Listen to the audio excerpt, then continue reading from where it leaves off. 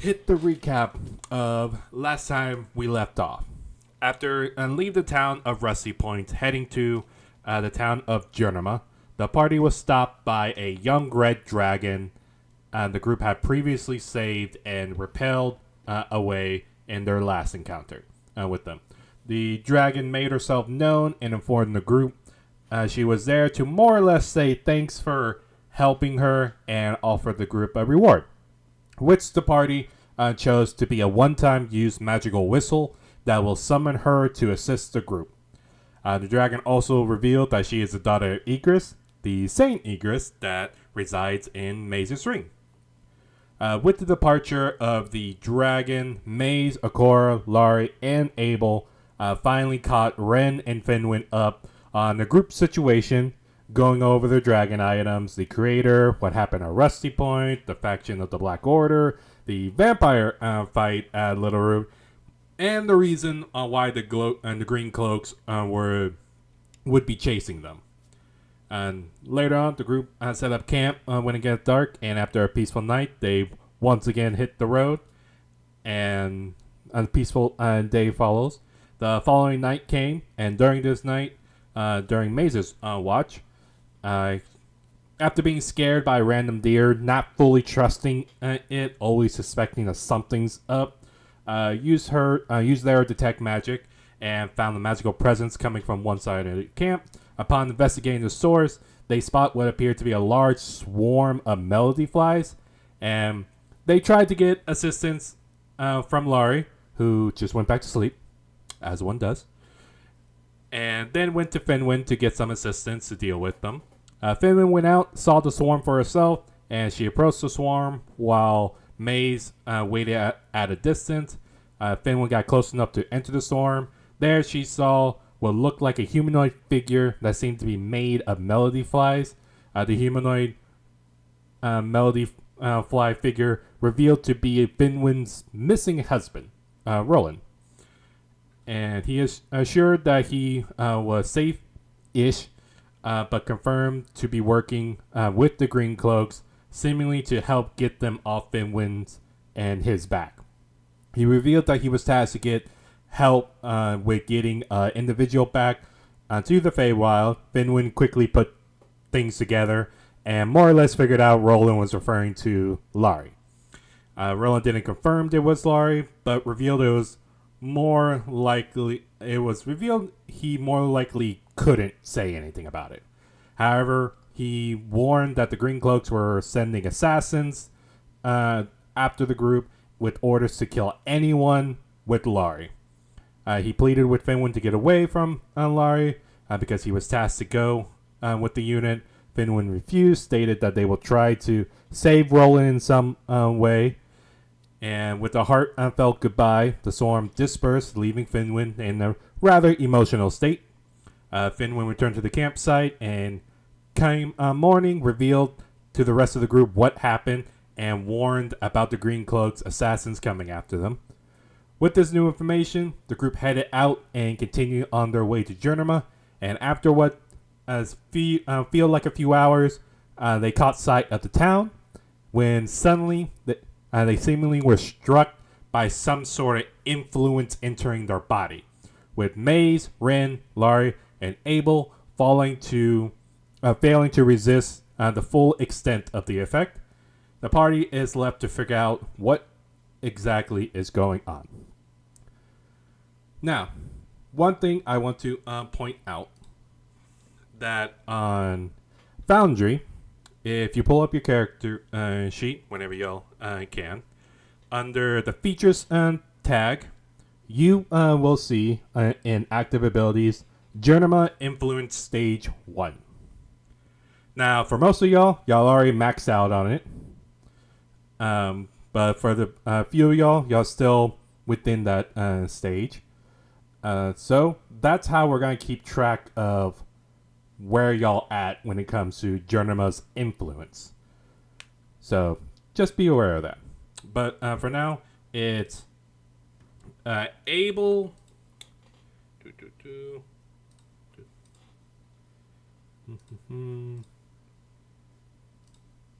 Just making sure who exactly is Laurie and Rin that are suffering the full effect of stage one, meaning y'all will get more easily annoyed, like easily more irritated than usual. But that's about it. So keep that in mind. So, with that being said, we will return from there. Right now, y'all are currently on a hill overlooking the city. You see a few like thin smoke streams coming from the town, indicating something has been burning for a bit, but seems to be dying down. What would y'all like to do?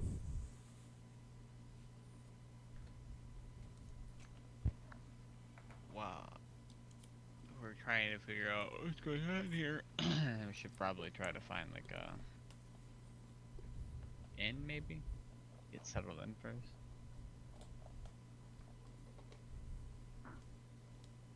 Okay. I do not believe that I can continue on. And I'm looking at Lily at this point. I do not feel that I can bring the little one into such domain. But I don't think we have a choice right now. I would agree. I think we need to just get somewhere safe in the town first. I don't really know if it where we could keep her, and we can't really afford to be splitting up right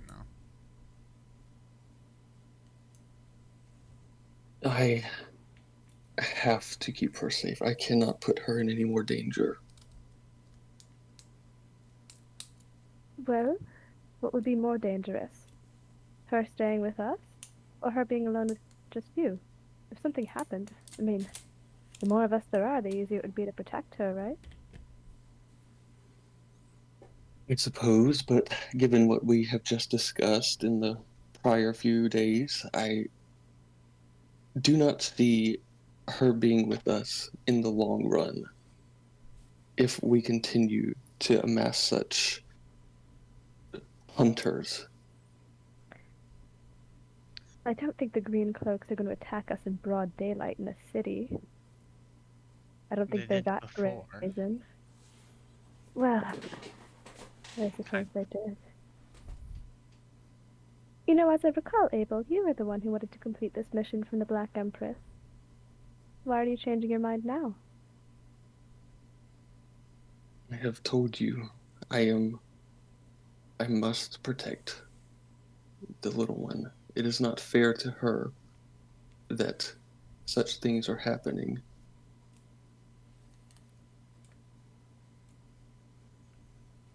Hardly anything is ever fair. This is the situation we're in. We do our best to keep her safe. I don't think staying in the middle of nowhere here alone with her would be the best way to do that. I think we need to stick together for now. But I get your point. Maybe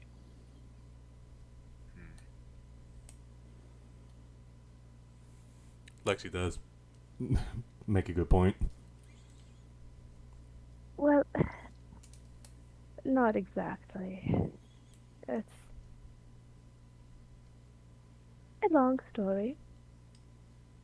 Her father died when we were attacked by vampires, and she grew very attached to one of us in particular, who is no longer here, and now she has grown attached to Abel. I don't think it would be any more fair of us to leave her behind somewhere. And I will not do such a thing.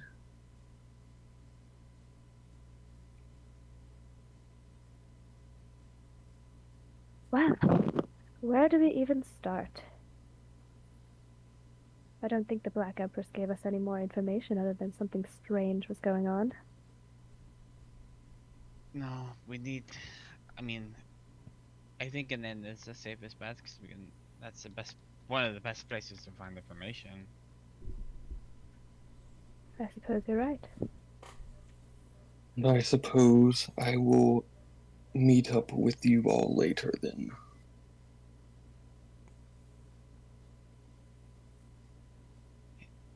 If that is what you really want to do, I can't stop you. But be careful. I will. I have known nothing but wilderness for most of my memory now. Returning to it for some time is nothing strange to me.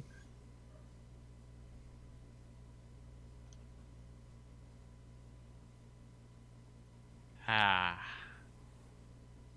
I guess we can go in first and figure out what it is we're looking for. We'll get at least a place to start, and then we could always come back and get you when we have to, if we need you for anything. I can stay hidden for some time, away out of the borders of Gernama. I may not linger for long, but I will leave a trace so that if you do come looking for me, and I am gone, you will know how to find me. Okay.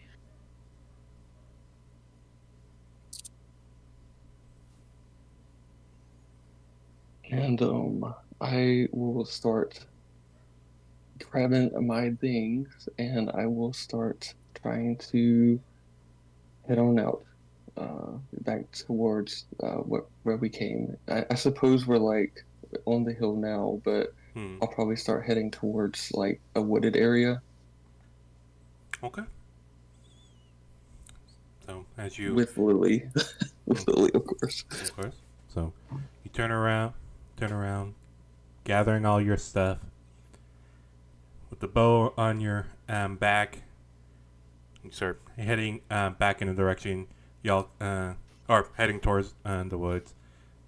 Lily very confused about this whole situation. It's like holding your hand and kind of looks up at you, confused. Then looks back at the group, and then she suddenly just plants her feet and stops moving, and she just looks up at you, Abel, and goes, "Where are you going?"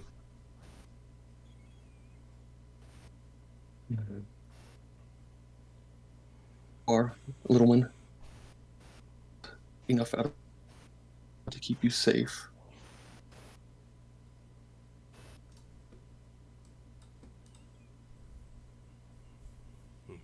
See, Lily just kind of looks down, then looks back at the group, and then looks back up at you. We are leaving? If you wish to stay, I suppose I will stay. But I do not want to put you in danger any longer, little one. I want to get you to see.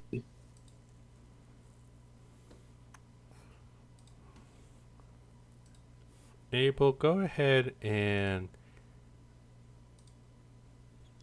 make me a persuasion check. Oh yeah, so good at these.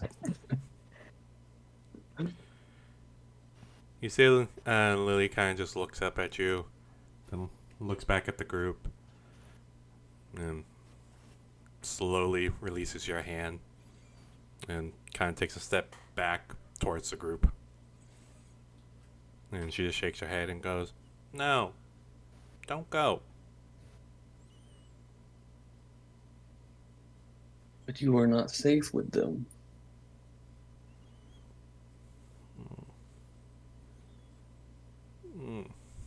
No.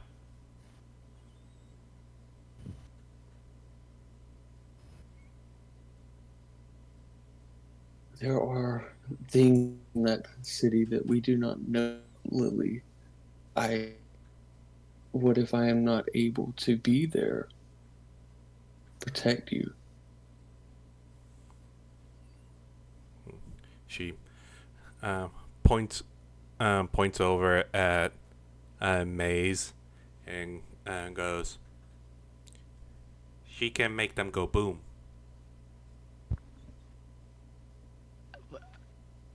Okay. I can. And Lily Not wrong. points over at Laurie and goes, "And she's fun, scary."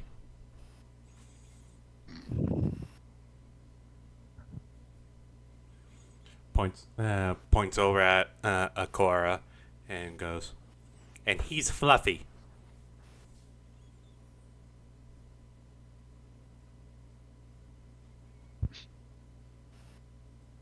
That's just a real deal breaker right there.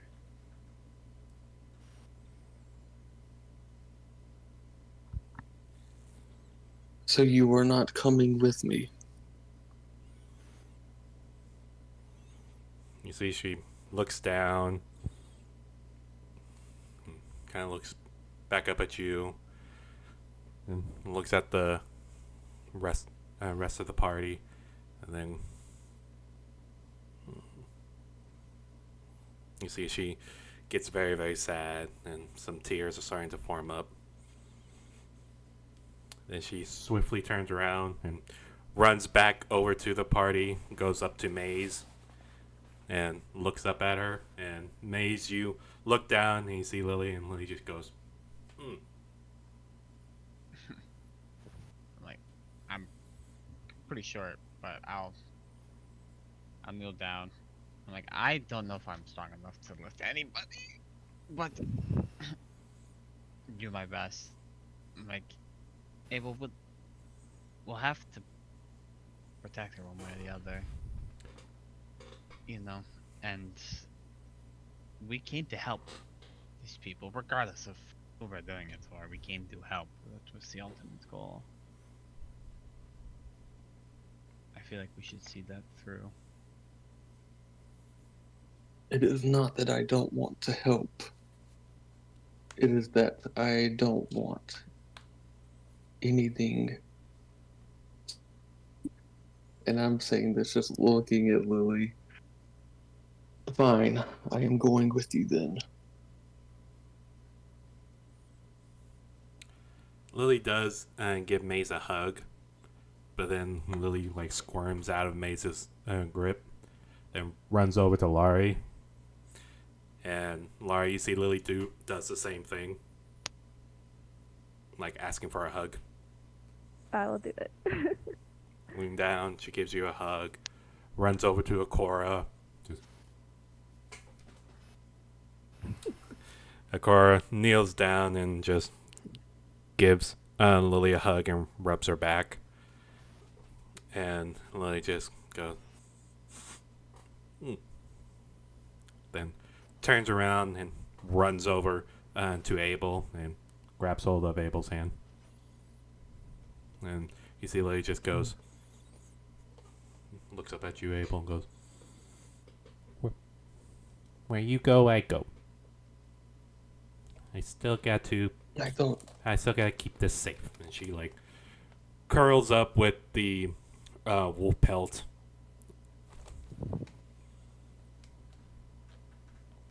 Are you sure? See, Lily just looks at you and looks at the group, then back at you, and just nods and goes, "Minta wanted me to be with you."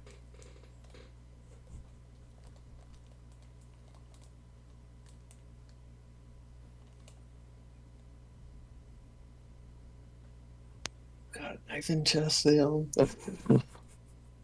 um,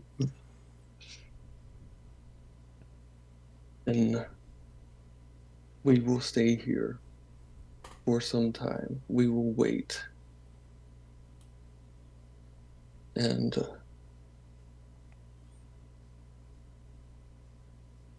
I think I'm repeating what Lexi said. Oh, don't worry. And yeah, sorry. And I'm looking back at the group now. I will be here as long as I can. But if I see things going sour, I will make an evacuation route.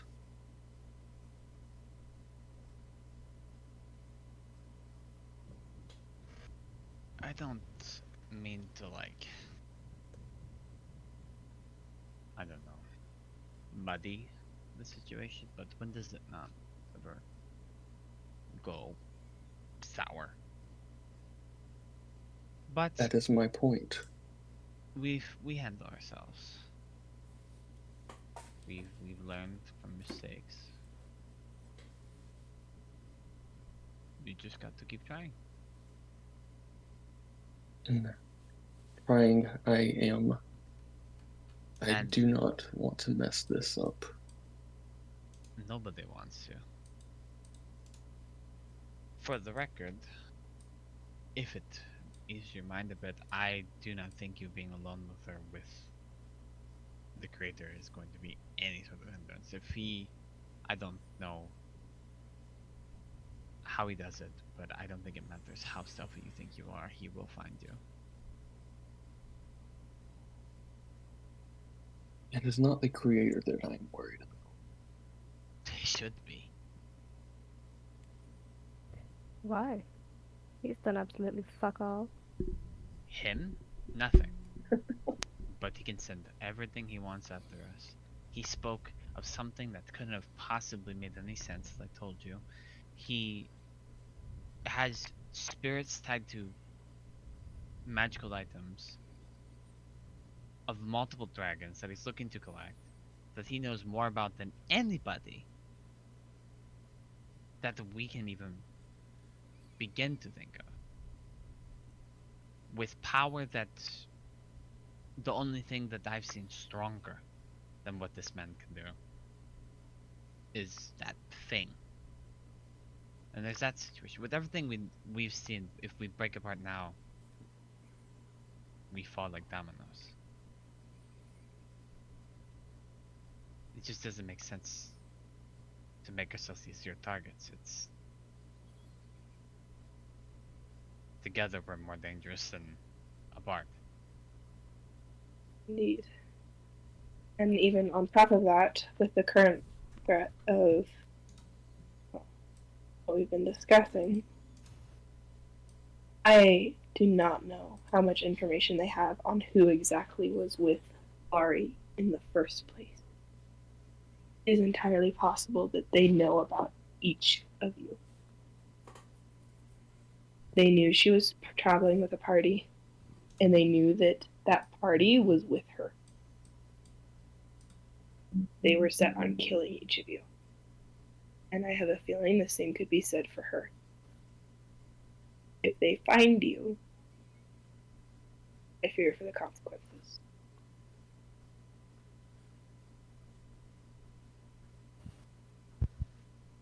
Yeah. I say let him go.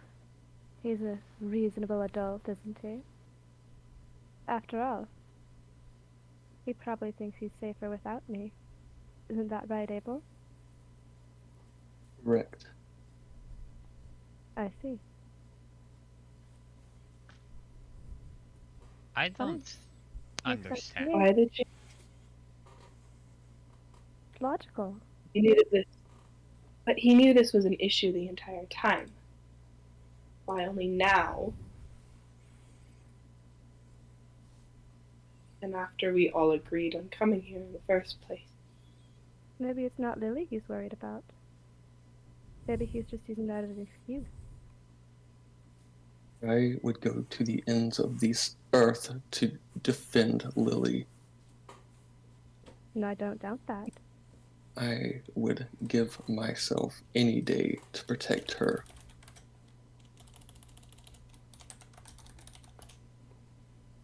I just don't see the point in wasting time arguing with him. He's clearly not going to change his mind.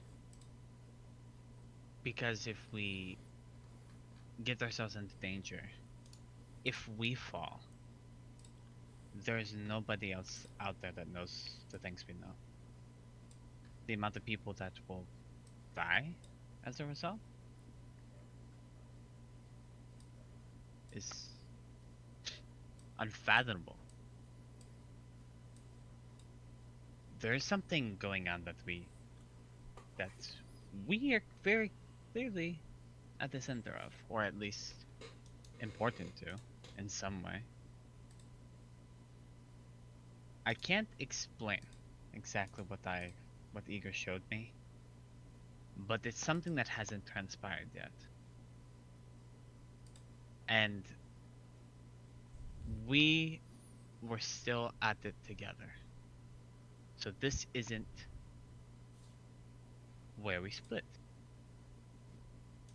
And if you could put away the attitude for 4 fucking seconds so we can get the things we need to get done, then maybe we can figure out why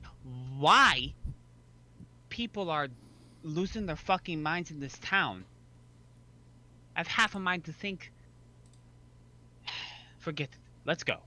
We will table this for now. We need to move. Is there a way for me to check? Like, is it obvious that they're more irritated than normal? Defend one.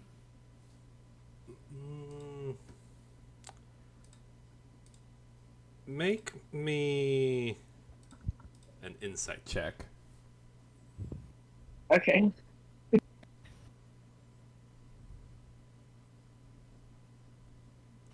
Damn. Okay.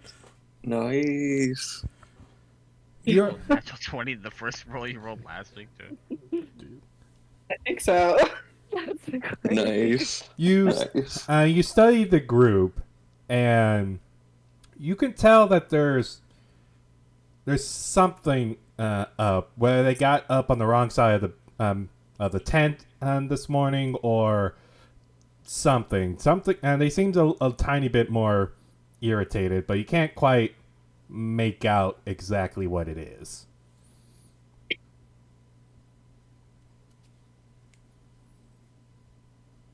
You seem more irritated than normal. What an incredible observation. My family is hunting me, and all of you are in mortal danger, so I'm sorry if I have an attitude. No, you're more irritated than even. I believe you're more irritated than you were even when we woke up. Do you have a point? There's What- something weird going on in the town, correct? That's making people go insane. Is it possible that that's still around? And that it could be affecting you all, which is why Abel wants to suddenly leave, which is why you're being more salty than normal, Larry, which Well, is that- why that means you that Abel's always snapped very quickly. Okay. That is a valid point. I believe that if we do not solve this dispute now, it will only get worse and could cause some issues later on. I'd rather us not be at each other's throats. And separating it when we are all irritated and making irrational decisions, I do not believe is wise. We can discuss separating after, when we have figured out why you are irritated, but making rash decisions is hardly ever wise.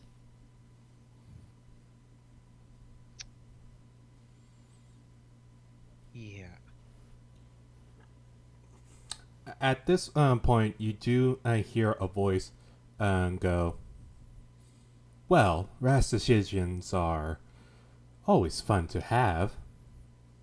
And as y'all turn y'all's attention, you do see what looks to be a female figure and black half-plated armor, a bit midriff, showing off her very toned stomach, and what looks to be a black metal dragon skull helmet covering on the top of her head, showing off her toothy grin that she has underneath, and a red plume that goes down.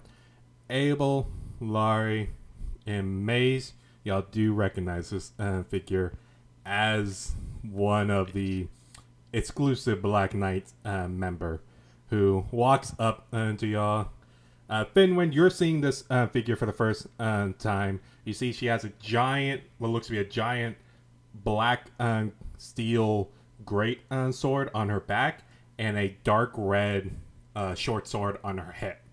As she walks up with her arms uncrossed and she grins at all of y'all and goes, "Well, it is a pleasure to see all of y'all again.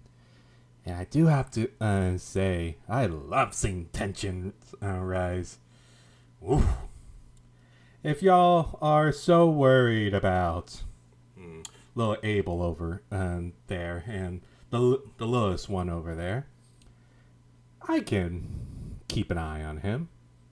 Plus, we have some things to discuss."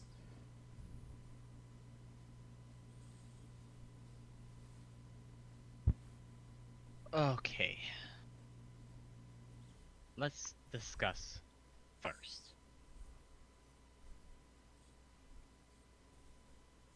Of course.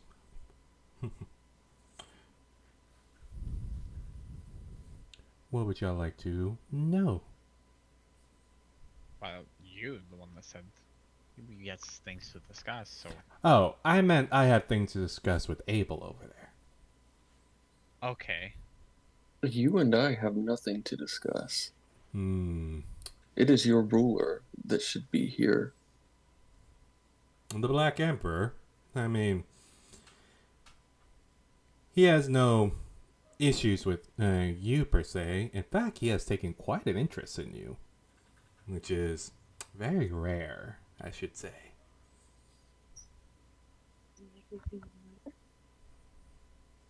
You see, she turns her attention to you, Finwin, and then looks at Ren, and also looks at Cora and goes, some new members to the group I see. Where's the tall one, the muscular elf warrior that y'all had? What happened to her? Dead. Well, that sucks. She seemed nice. Oh well, must have not been strong enough.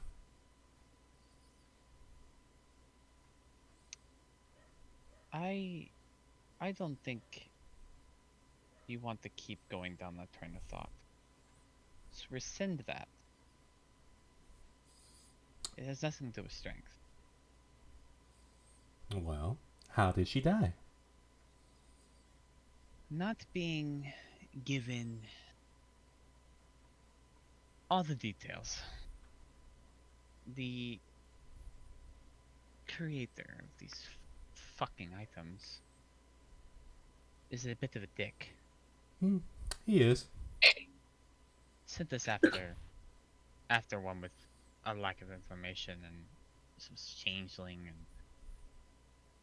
items and tight quarters with explosives and some cosmic thing that disrupted magic. It meant that coming back, I died myself, but I was able to come back.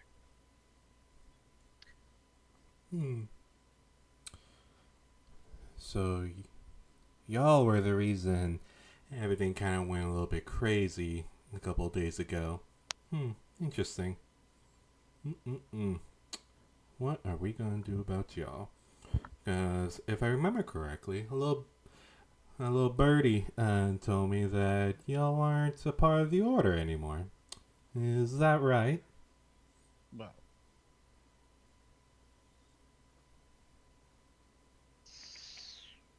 Abel and Laurie, I believe, were the ones that rescinded. Hmm. I made no claim, but the power I was given is gone. But I didn't have it when I came back. Hmm. Quite. The Black Empress influence attaching powers to you went away when you went to the next realm. And even when you came back, she couldn't reestablish the connection, at least not from far distance. She needs to be touching you in order to reestablish that. So if you want that power, you need to go back to her. Well, obviously, after y'all try to finish this little mission of yours. Hmm. At this point, I think it's at least for me. I just want to help these people. Well, you're allowed to do whatever you can. But I think I should just give y'all a fair warning. The Black Emperor has shown interest in this little town, and more importantly, the possible cause of what's going on. So, the Black Emperor has sent. Not really me. I'm too. In his words, I'm too dangerous to be in this town for very long. But he sent a few of my other companions down there to see if we can figure it out first, I guess you can say. Ah, competition. You can say that. Ooh, the Black Empress was not happy when she found out.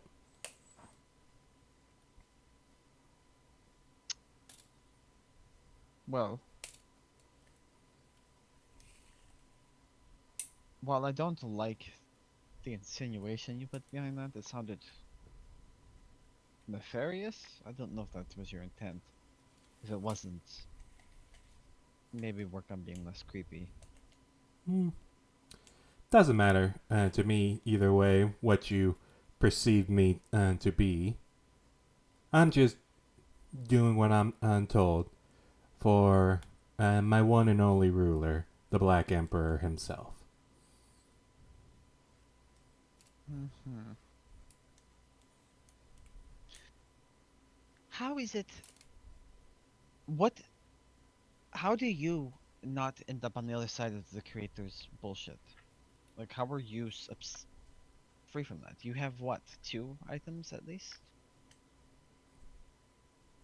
You see, she kind of nods her head and goes, "Yes, I do have 2 items.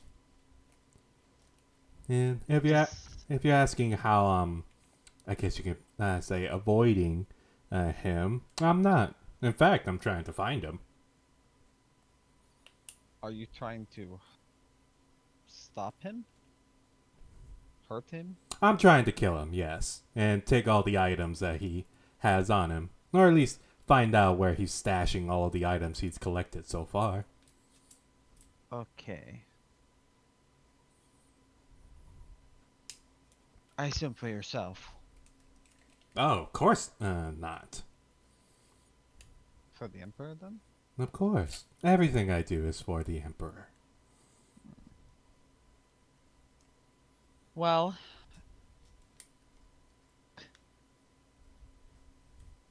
as much as it pains me, I guess that puts us on similar paths for now. Of course, y'all were Tentative. y'all were not, but about a week or so ago, y'all were more or less a part of the Black Order, so we shared somewhat of the same goals before.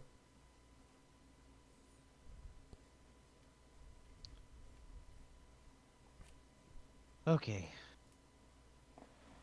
I. Do you have any more information about this place that we may be missing? Oh, yes, I do have a lot more information. Do you care to elaborate, or are you just gonna keep that from us? Oh, this is information my group found out. This is a competition, little Well, they're maze. clearly ahead of us already. What's the problem with the information? We just got there. You said they're already here. A few of us are. You know, no point in. It's not a competition if we don't compete. You know. Maze, make a persuasion check.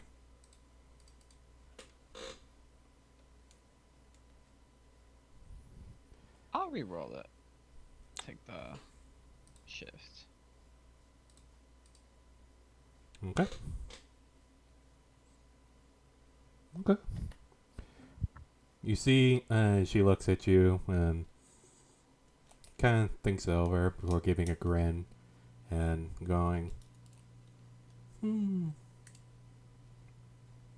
all right. I'll give at least one information. And then y'all can go from there. I'll take it. In this town, obviously there's something going on within this town and within this certain radius that we're all in that's affecting people. As you see, she turns her attention to Finwin and goes, as she already pointed out, the longer y'all stay here, the more likely y'all are gonna get worse. There are so far 2 ways to counter it, or at least bring it down a few notches. You can either try to have a good night sleep. You can go to the temples that's in town. You could try the magic shop, although you're going to have to cut a deal with the owner. And the temples, is it just visiting the temples, or is it paying for a service? Or is it just like hallowed ground? Just protected within their walls? No, the priestess there know of a more or less cleansing magic to try to help. Although the whole town is infected, so not everybody will be able to get the chance to get reduced. Because it takes a lot out of them, apparently.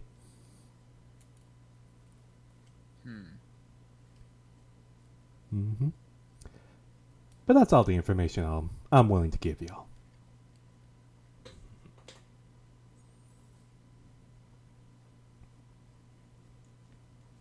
Well, we're better than where we were, so I thank you. Believe me, it is my pleasure, Maze. Somehow when you say it, it sounds opposite. Not opposite. I can tell you take some enjoyment out of it. More like disconcerting. Take it how you will. That makes it worse. Like, What was her name again? I worst forgot her kind of name. enjoyment. One at a time. Maze? I forgot her name. I was just trying to remember her name. I'm trying to remember if she gave it. I don't know if she did. I feel like she might have. No, she's known to really mess around with people. Matahari? Oh, she did give her name. Yep. Yeah. I found my notepad. That's what it was. Yep, it is Matahari. Alright, well. Finwin, what were you saying? It sounds like the wrong kind of enjoyment. You see Manahari kind of walks over to you, Fenwin, and then grasps your hand and kisses the back of your hand and gives you a big toothy smile and goes, well, if you want, I can show you some better kind of entertainment. I'm married. Ooh. I mean, y'all both can join if y'all want. Okay. Considering he's been kidnapped, that doesn't particularly work. How does it? Oh, well, tell me where he is. I can find him. I'm good, thanks. Very well. You met her, I really said. You I see, want to threesome so bad, I'll fetch this motherfucker myself. Manahari kind of takes a step back and goes, pity. You're pretty cute. Oh well, can't hit every home run. I really got talk to Grieger about that. He's better with this than I am. You Either way, just tried to take me to fourth base? I mean, take it however you're willing to give me. As long as I can take some of your time. I'm afraid you've just struck out. Fair. Happens to all of us. Apparently not you, since you're married, but have a kidnapped husband, so good luck with that. And you see she turns around and begins walking back to her spot and kind of looks at you, Maze, and goes, oh, and congrats on your more or less full bond with Egress there. It looks nice on you. Thank you. Now, you good? I've been sick for the past couple of weeks. Hey, Yeah. gang. 2 sick people. Mahari goes, now, are y'all is Abel gonna depart from your little group? At least for now. Or is Abel, looks at you, Abel, are you gonna go with them and take the poor little one into this godforsaken town?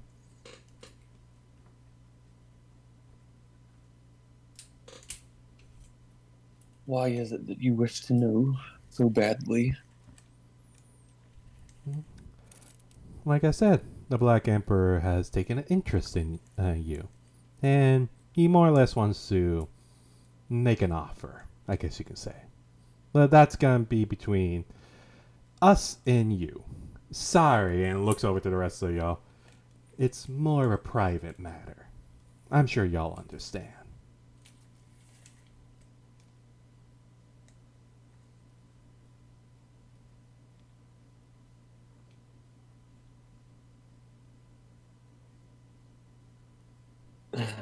I am looking at Lily the whole time while doing this.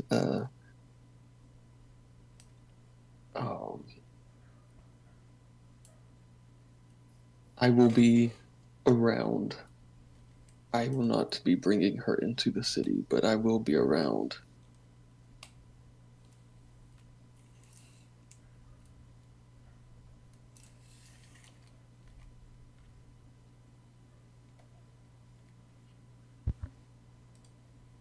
Oh. Okay.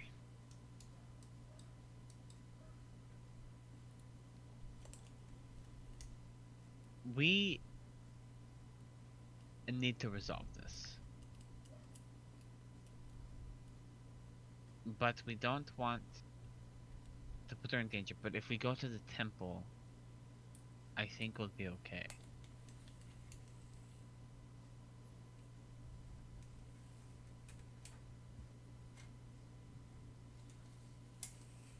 Abel, I trust anything that is out here much less than I trust anything that could be possibly in the town.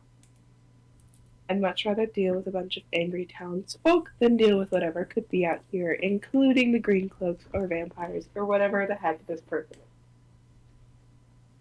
I feel that staying behind is putting yourself and in turn her in more danger than we could possibly face inside that town.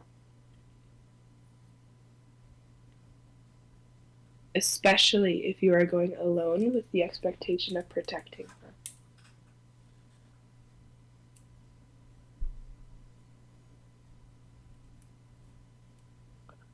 Fine, but I am going straight to the temple, and I will remain there.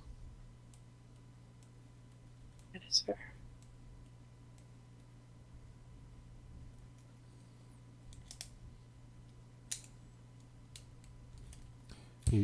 You see Manahari goes, pity. Oh well. I'm sure my companions would love to talk to you, Abel, inside the town.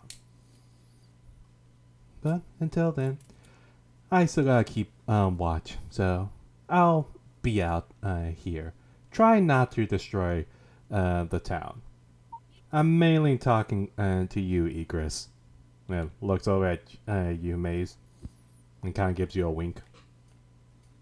We've come to a good understanding. No more self-harming fireballs. At least not. Or At least. team harming fireballs? What was that? Or party harming fireballs? Self-harming fireballs, yeah. Long story. I tell you later. We shall see. Well, go on then. Go take your little group in to the town and see what trouble y'all can find inside.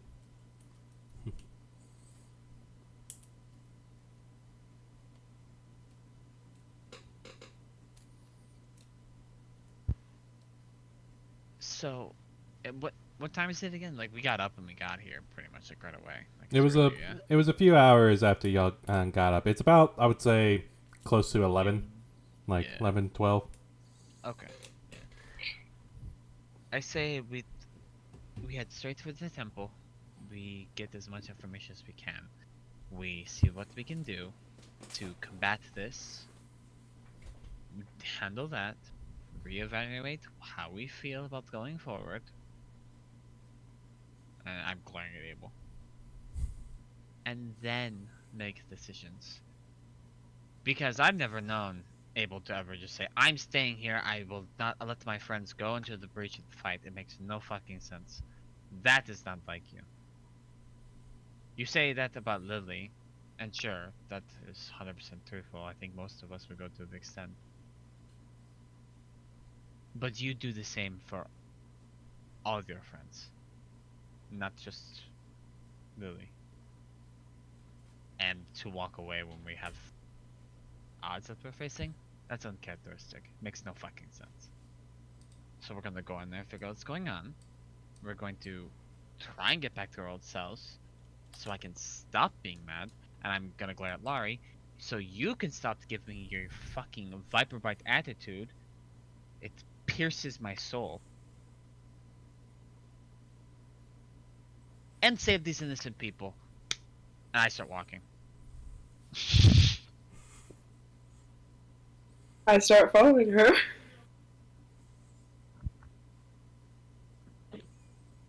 I will also follow. I can imagine Laurie just following with like a fucking like a little bit of a scowl. Yeah, she's just pissed that she's not talking anymore. Well, full Laurie, disclosure, Fenwin is trying so hard not to laugh right now. Laurie, you're hearing a couple of clicking and growling noises in the back of your head. Akora and Ren also follow. Abel, I'm assuming you also follow? Yeah, for now. Okay. So, you all y'all walk with the group and head towards the town. And Abel, you can just pick up the some of the last things that Matahari says, and you hear her kind of go, "This is gonna be interesting." One thing. Mhm. How exactly far away were we sitting from the town? Uh, from that hill, from the hill where y'all are overlooking, it's about maybe like 20 or so minutes away. Not too far. Okay. I wanna, when we get to the town itself, I wanna ask someone to stop, and then I wanna stop and take a minute to ritual cast and detect magic. That'll last for 10 minutes so I can walk through. And be looking.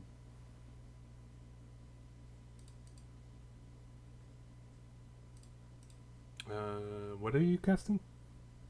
Detect magic. Oh, okay. I was saying, like, I don't know if you had something for the interim for us walking up, so I was letting it be known that I want to do it when we get there. No, I got you. Okay. I can click it now so we can get to it. Okay. There. So, taking a couple minutes to cast the spell. And as you cast the spell, you are immediately hit with a strong magical aura that's like covering, like it's basically like every where you look as you get closer and closer into the town. And for once, you can't detect what school of magic this is, which is very strange for detect magic, because it should be able to point out any type of school of magic that you know of. But it's like all around, like permeating the air around me.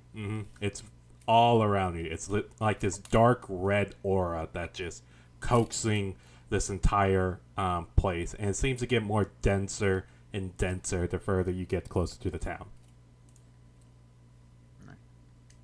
I wanted to do it like right as we got pretty close. Stop, like right outside, because I wanted to try and use it to try and see if I can pinpoint an origin. But as we walk through, so just to have it up as we walk through for the first little bit through the town, so I can kind of see if I get any pings. Okay, no worries. So y'all get closer to the town, and as y'all get closer, you see that there is a about a 30 feet high wall that surrounds the town. And as you get closer to one of the gates, you see like a couple guards at the front gate, and a lot of them are just keeping their eyes out. And when y'all get close, you see one steps in front of the trail in front of y'all, and you hear him go, "Hey, stop!"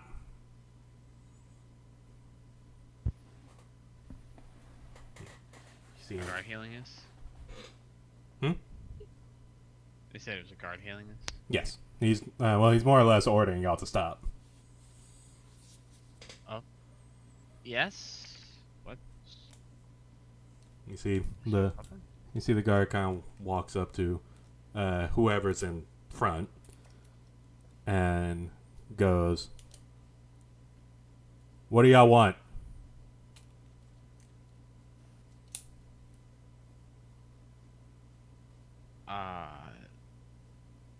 Well, we're traveling. Shopping, maybe. Place to stay for the day. Been on the road for a while.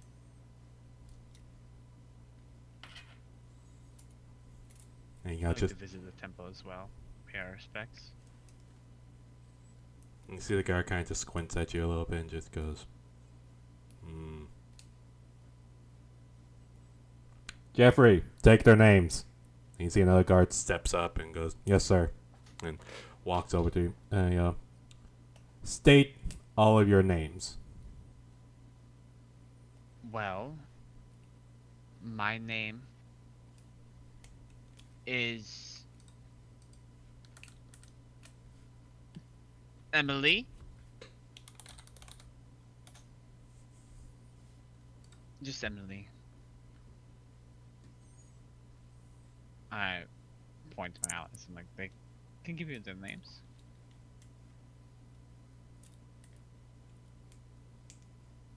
My name is Willow. What was that? Willow. Willow? Okay.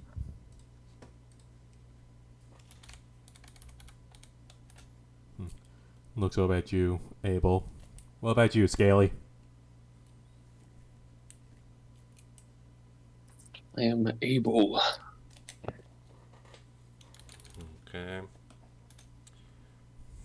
And the little one? Lily. Okay. Looks over at you, Laurie, and goes, what about you, pointed ears? Elena.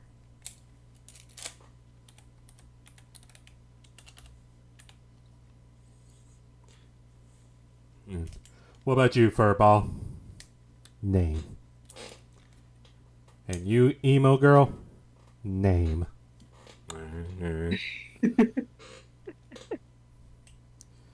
What about you, kid? Looks at Ryan. Ryan just kind of goes, I'm like looking at him like. You see, he kind of just looks at you, Abel, or looks at you, Maze, and goes, I'm Jacob. And just goes,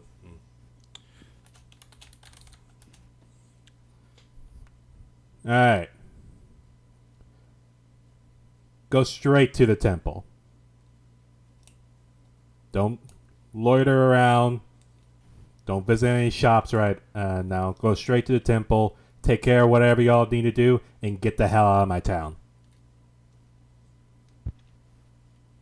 Oh, are you the mayor? It's good to meet you. It's a lovely place. We do not know that. We have not even been inside. There's a hill. We can see the town from above. There's a great skyline view. It's beautiful. And this is the mayor. We must assume that's a great place. Get the fuck inside. Okay. Open the gates. And you see the large wooden gates begins to slowly open as y'all allowed passage in. And the gates quickly close behind. And as y'all enter the town of Gernama, y'all then are welcomed to the sight of many what looks to be wooden and stone buildings that line the street. And one thing that y'all quickly notice is a lot of them are in very different states of repair. You see windows have been smashed in. You see wooden walls have been busted in. And you're seeing people walking around. And you see some of them are just you feel an intense anger coming from a lot of them as they're kind of just minding their own business. And at one point you see someone seem to shoulder check another dude, and the dude's like, "Hey, watch where you're going, you fuck!" And go, "You watch it!" And you see that they are getting into each other's faces, and you see guards are immediately quickly going to the two, and like, "Hey, no public disturbance!" And you see the two guys go, "Fuck you!" And then immediately more guards showed up, and you see they grab the two men and very violently began pinning them down. Like you see one of the guards take one of the men and literally throws them through a crate. And the crate smashes into pieces as the guards begin to restrain the man. And you see all the other people are kind of glaring at the guards.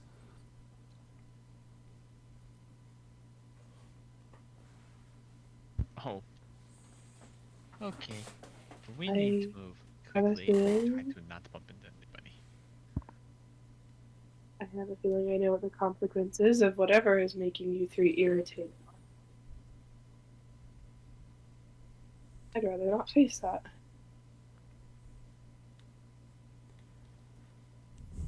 Continue down And the then- trip. Oh, go ahead.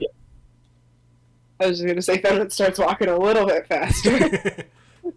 Y'all continue going down the dirt path a little bit faster, And I'll say Abel and Laurie, y'all are kind of the first one to take notice that even with both of y'all being easily more irritated than usual, like you're looking around and you're seeing the state of every thing, and for some reason you can't quite help but feel some sort of irritation towards these people for either being too loud, too noisy, too violent, or just not getting the hell out of your way. But you're also taking notice that you're seeing the few children that are near by. You see some of them are just as happy as they can be.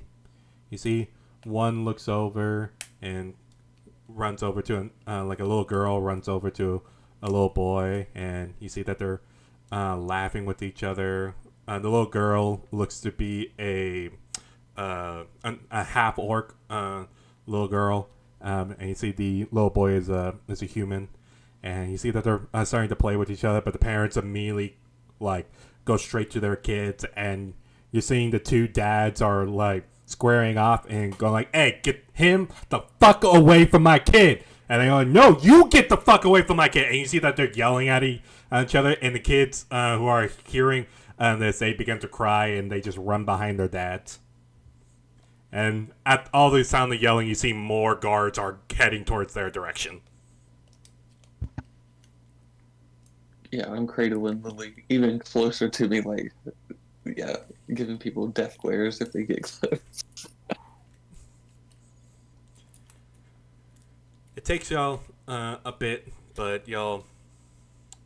well, I should say, it doesn't take y'all a bit to get there. It more or less feels like a long time due to people, like, not getting out of y'all's way, just refusing to do.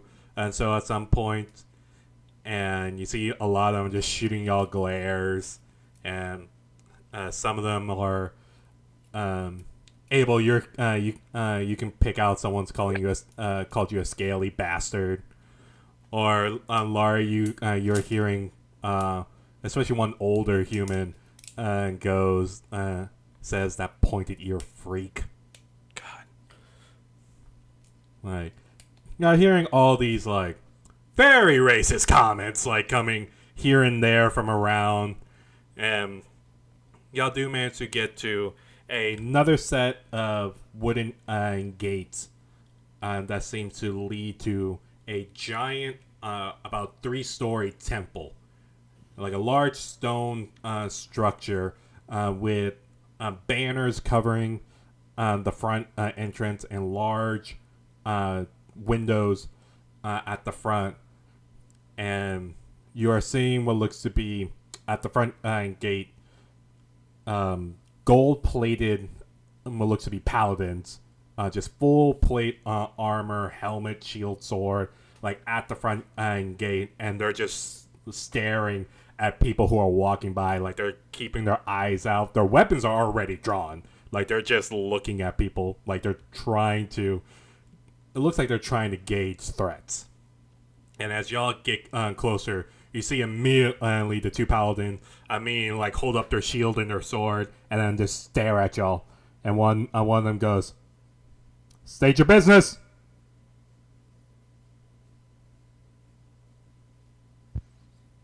We're going to the temple.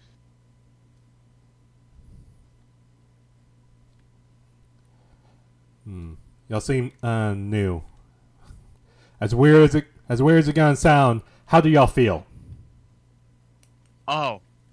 Great. Oh, fucking thank goodness. You know what's going on, don't you? Above my pay grade. But answer the question. Okay. I feel okay. These two feel pissed off. I point to you. I feel fine. See the paladins look at you, Abel, then you, Laurie, and kind of just looking up and down. Let me try something. You see this one paladin takes a step forward, and you see the other one just kind of hits him on the shoulder with his shield, and he's like, "No, don't fucking do that again." And I'm just... It's an easy way to tell. No! Fucking... The last time you did that, we had to kill 3 people. Like, they seem fine. I'm sure it won't come to that. Well, I wouldn't say that. What are you trying to do? And you see they both look at each other, and the one paladin who stops the other one goes, "My idiot of a husband is trying to gauge how, in his words, annoyed the other two are. So Okay, I'll don't just do that. I'll just simply ask, are y'all at the stage where y'all want to just kill us right away?" And kind of looks at you, Abel, and Laurie. I wouldn't say so.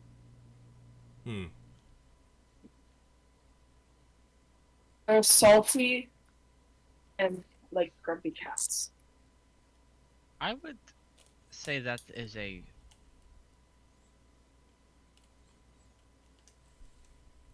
safe description. And I kind of lean in, I'm like, they're both some of the most irritable people anyway, and they're very angry, but they don't want to kill anyone. I think we're okay. Alright, early stage, so they can be helped. Alright, get inside. And you see the other paladins going, "Oh, I want to try it." And they're like, "You're not gonna try fucking anything. Get back to your post." And like, yes, yes. And kind of just goes and signals, and the wooden gates begin to open up for y'all. And y'all see the large 3-story building. And inside this stone, this temple ground, you're seeing that it's very well polished, like very clean. You see intricate plants and bushes out surrounding the temple. And when you get close, you're seeing a number of different like it looks like citizens are in this temple, and they're most of them are refusing to leave. And like you're seeing a lot of priests and priestesses and clerics are looking around, and they're trying to encourage people to go out the door because they need to help more people to come in. But you see people are just refusing, and they're going, "No, I'm not going out and there. My kid is safe here." And you're seeing one thing you're also noticing is that there seems to be a lot of children here.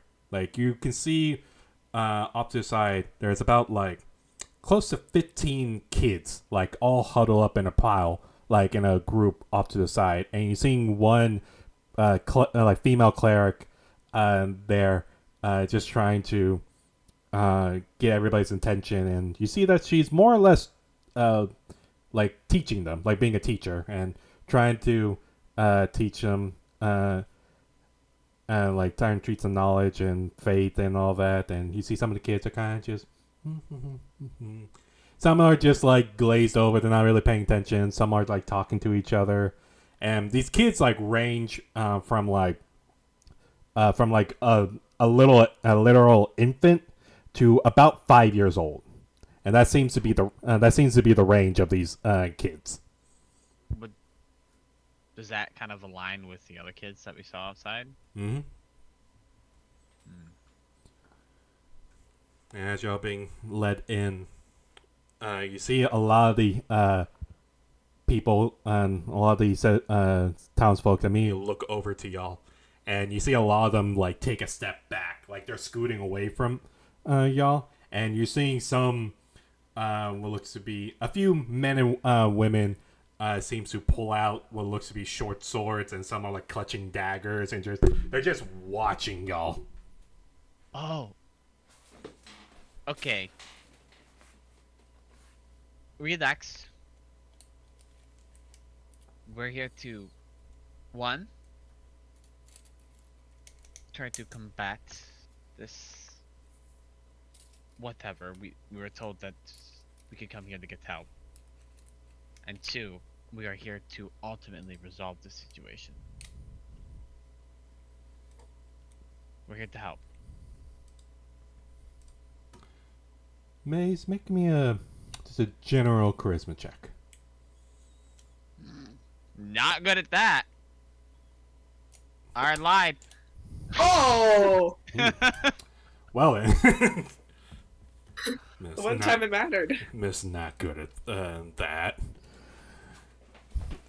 Okay, as you project this, you're projecting a sense of calm, like you're trying to calm people down and ease their nerves, and you see a lot of them are just like, okay, okay. And you see a couple of them like sheath their weapons. There are a few that keep their weapons out, but you see that they're less tense, and all of them seem to just kind of relax now. And you see the temple doors open, and you see what looks to be a very young human woman that steps out, wearing very clean white robes with golden trimmings on her sleeve, and what looks to be a sash covering her neck. And you see a large golden staff in her right hand. And one thing you notice quickly is the clothing seems a bit big on her. Like it's not really tailored for her body. She's standing at about 5'6", and like very young skin. She looks very young. Dark brown hair that is tied up in a bun, and golden chain earrings that seems to connect to the robe itself, and pale skin, blue eyes. And you see she looks over at y'all and goes, "What brings y'all by?"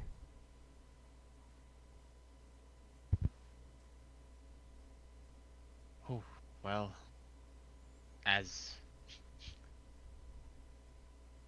much as I'm sure you don't want to hear more people coming to ask for help, that's what we're here for. But we all are also trying to get information. We're looking to solve the affliction. Yeah, I guess you could call it.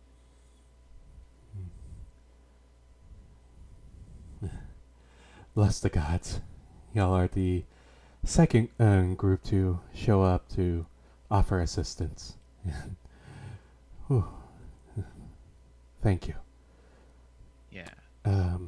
As for assistance, I'll quickly say right now, most of the clerics that can perform the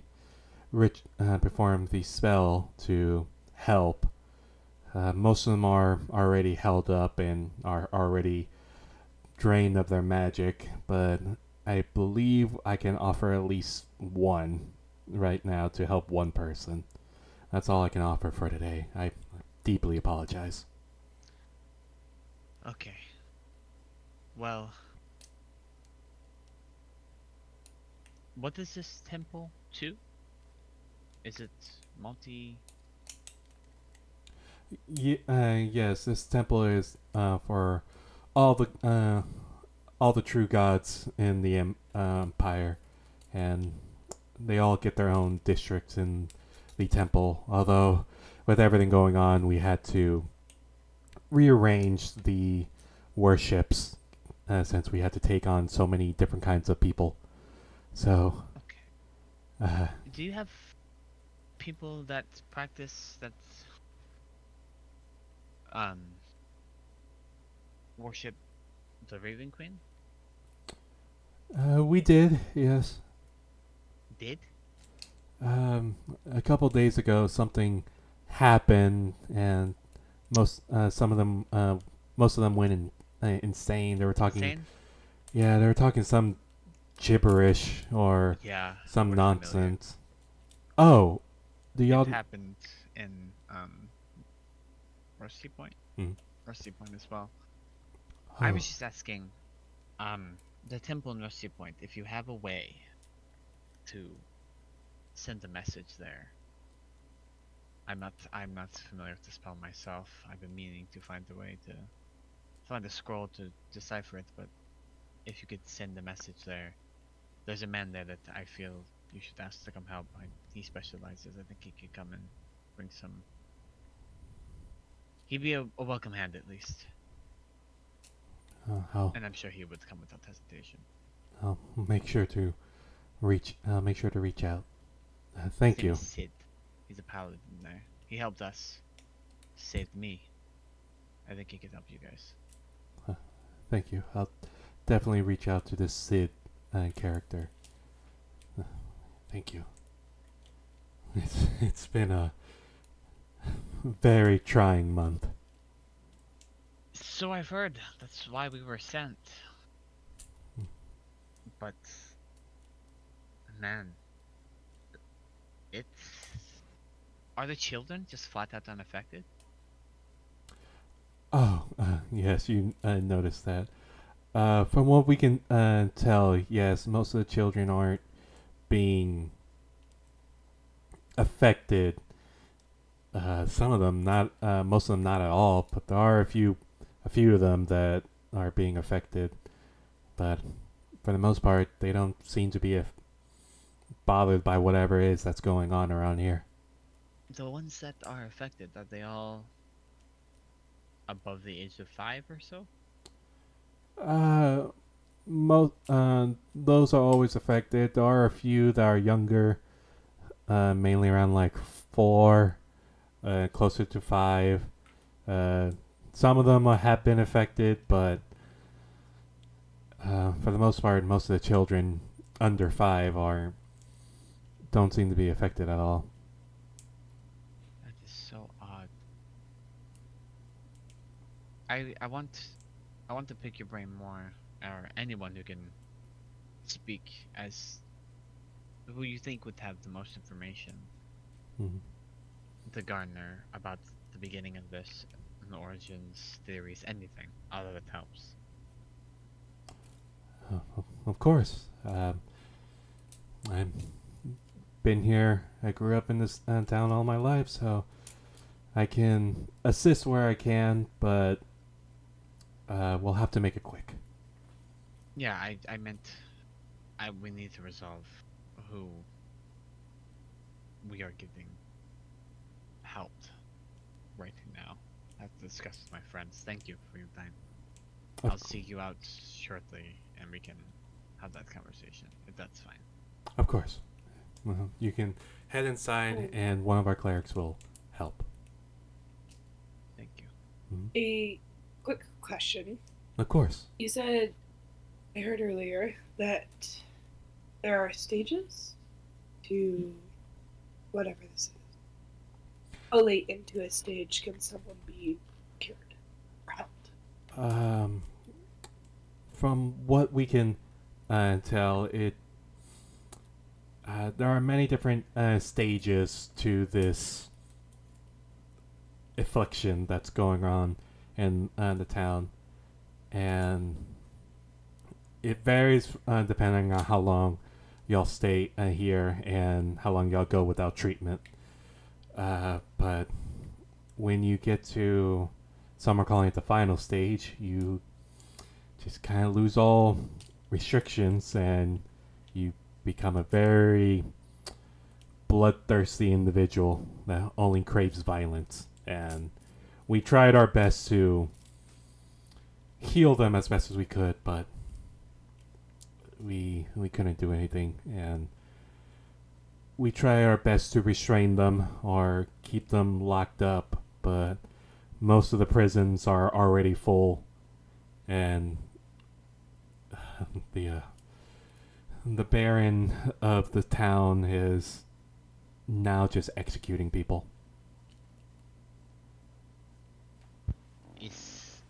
Are we I see. is under the effect of it? The Baron? Yes. No, he resides here. Okay, so he's just an asshole. That's not fair. It's a tough situation. He's doing the best that he can with the situation given. Most of the people who reach this stage are... We're trying our best to figure out and trying to help them as best as we could, but the people who reach the final stage will jump and kill anything that sets them off. no matter how small it can be. We had to put down a loving husband and father the other day because he killed his entire family. Oh boy. That's the stress that the Baron is going under. So, please don't be quick to judge. Yeah, I'm not entirely unaffected myself. I'm not in the boat as my two allies. I get a little irritated. Hmm. But it's long story short, I felt extreme anger and this is nothing. As you say. Now, if we'll go ahead and enter the temple and get checked out with one of the clerics, and they'll help you out. Thank you. Of course. And whenever y'all need more information, please come find me. I'll be out here doing my best. It's the best we can do. Do what? I said it's the best that we can do. It's our best. Agreed. Well, it's been a trying month. I wish you peace in these trying times. Thank you. Thank you, my child. May all the gods and goddesses watch over you. And she gives a slight bow before turning and walking away to the townsfolk. And you see most of the townsfolk are looking at this woman, and some of them are smiling, and some of them are like reaching out and touching her arm, and she's kind of giving nods and placing her hand on theirs and doing her best to reassure the group.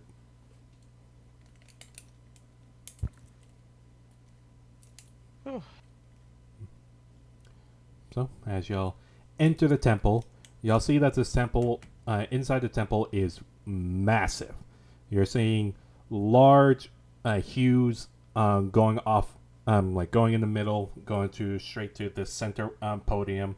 You're seeing two doors on either side, and you're seeing glass chandeliers above, and statues of what looks to be many different gods lined up against the wall. But one thing that you do notice above everything is this center hall is filled with people. Like, it's completely almost jam-packed with people that are being divided and that have been divided up into their own little like clutches. And you see many different priests and priestesses and clerics, and even some paladins are rushing around, and they're trying to attend to everybody. And you do see a what looks to be a young woman. It looks to be like a teenage girl that comes running up, and you see she has some simple white robes and what looks to be some black hair that's cut to the top of her neck, and dark brown eyes, dark skin, and she comes running up to y'all and just goes, "Hi, the head priestess said one of y'all needed help." Yes. And I look at them, I'm like, okay. I know. And I look at Abel and Laurie, and I look at both, I'm like,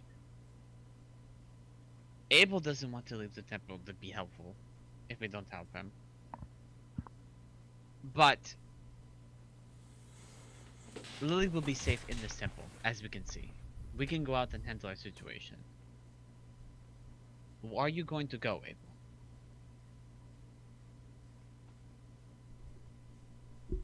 I will be here.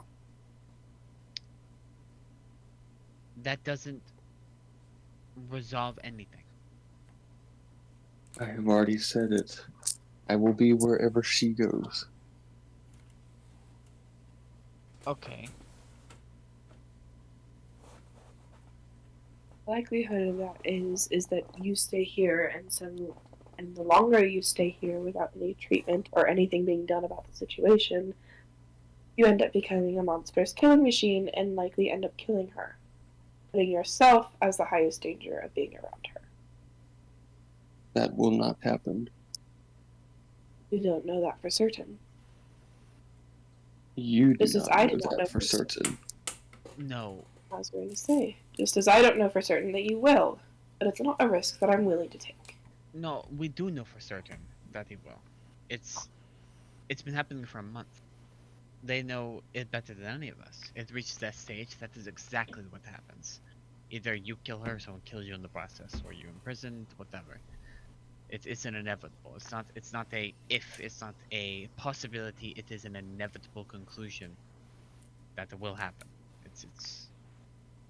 It will happen. Unchecked. It's a It's going. matter of time. Yes, it's not a matter of if, it's a matter of when. And we need your help.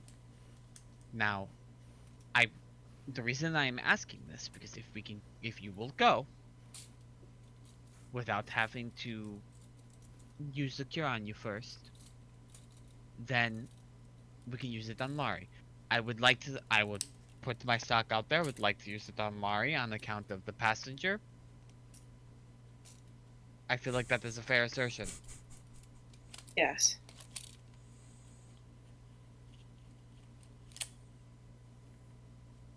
Because I look at Laurie, I'm like, has Steve been like I do like a little like, Not yet. yet. See? Yet.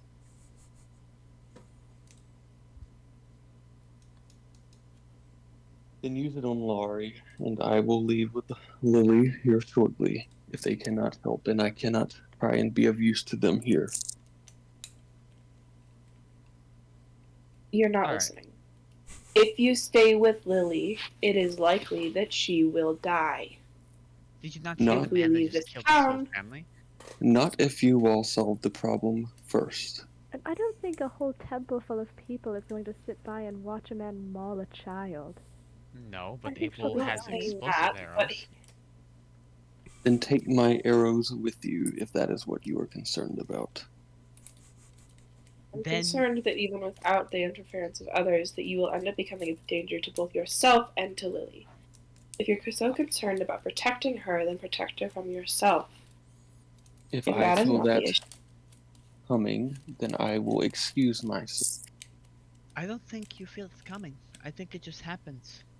But that being said, I think we should use it on you because at least Laurie is thinking somewhat proactively under this.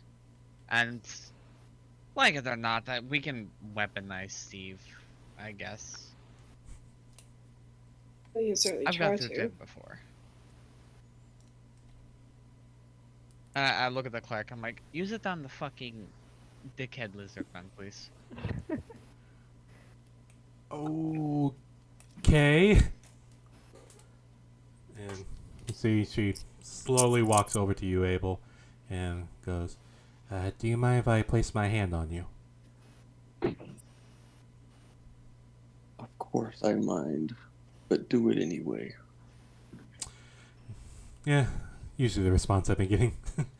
And she kind of places her hand on your arm and closes her eyes, and you see a gold warm light begins emanating from her and going straight to her hand, and you see that as she's focusing in on this spell, all y'all quickly notice that sweat is starting to form on her head, and it's like quickly running down her face, and her arm begins to shake.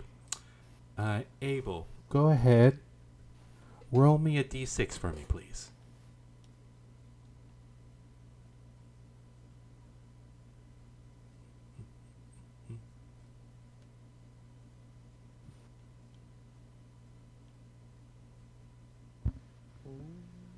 Are they floating again for some reason? Ah, no worries. Okay.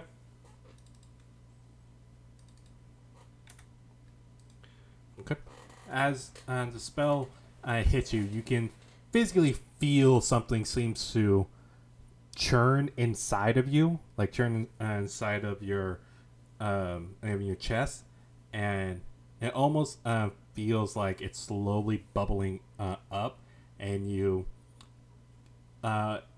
looks like to you that you kind of exhale this like dark red smoke that just exit your mouth and dissipates into the air, and you feel a lot more calmer than what you did before, and you still feel a little bit of the irritation, but it's not as big as once as before once you had it.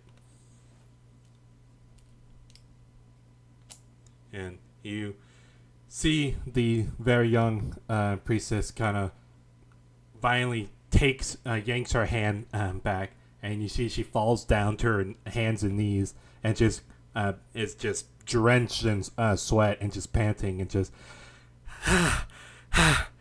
God, God's, and you see she slowly kind of stands up to her feet and pulls out what looks to be a towel, like a small towel, and begins wiping her forehead, and goes, "That should have, worked. Are you feeling better, sir?" Sure. I'm fine. What?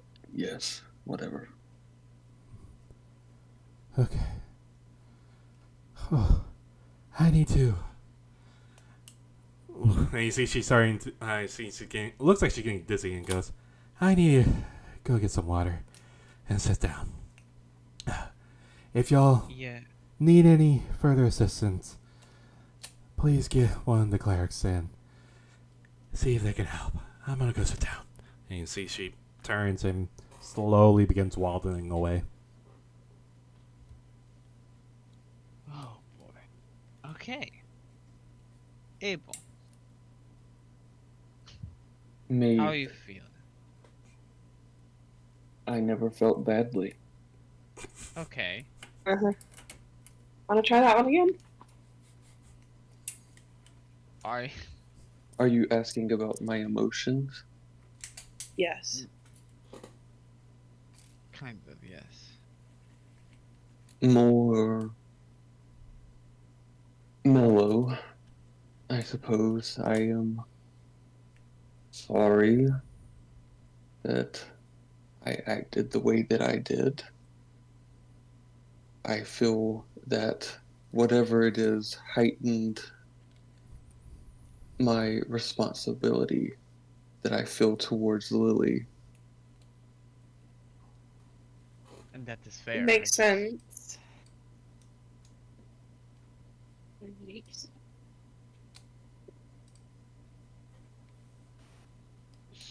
Oh. So,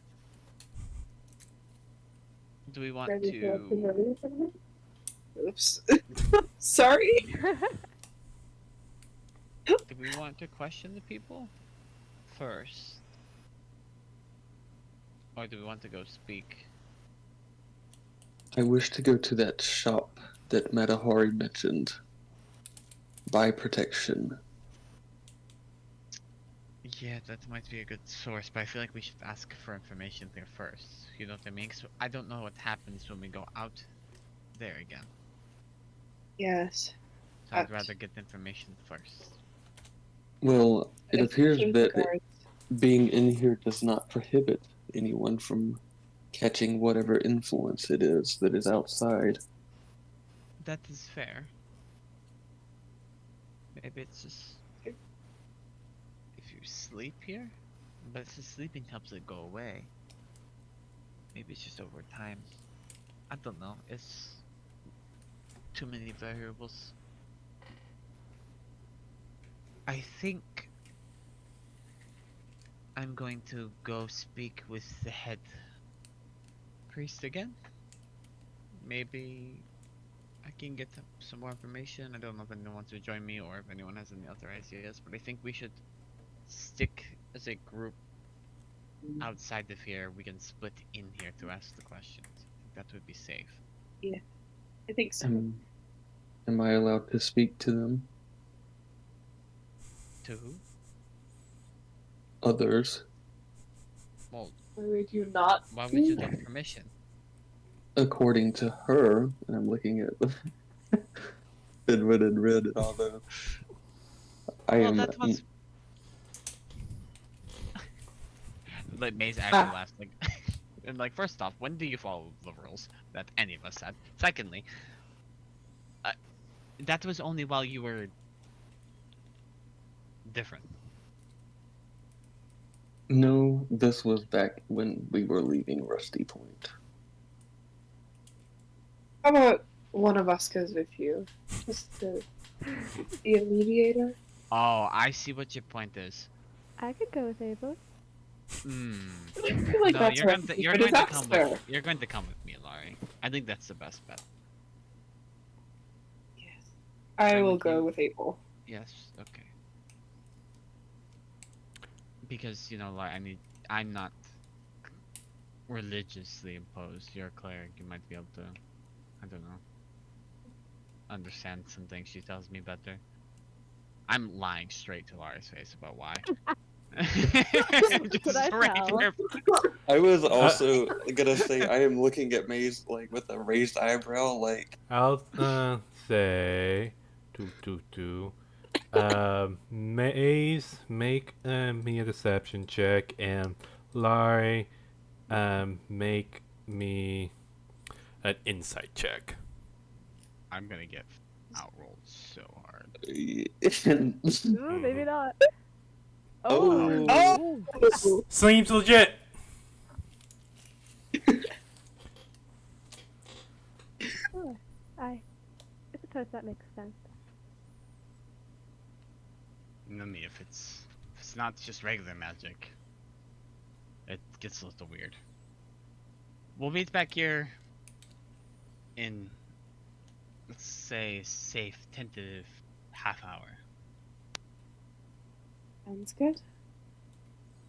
Maze, why did you lie to the guards on the way in? Because they seemed like they were a little irritable, and I don't want people to have the right names to look for. As far as speaking with anybody in here, I would give them our actual names. At least that will maybe create a disconnect in the trail. And if they come looking for us, they will not recognize those names.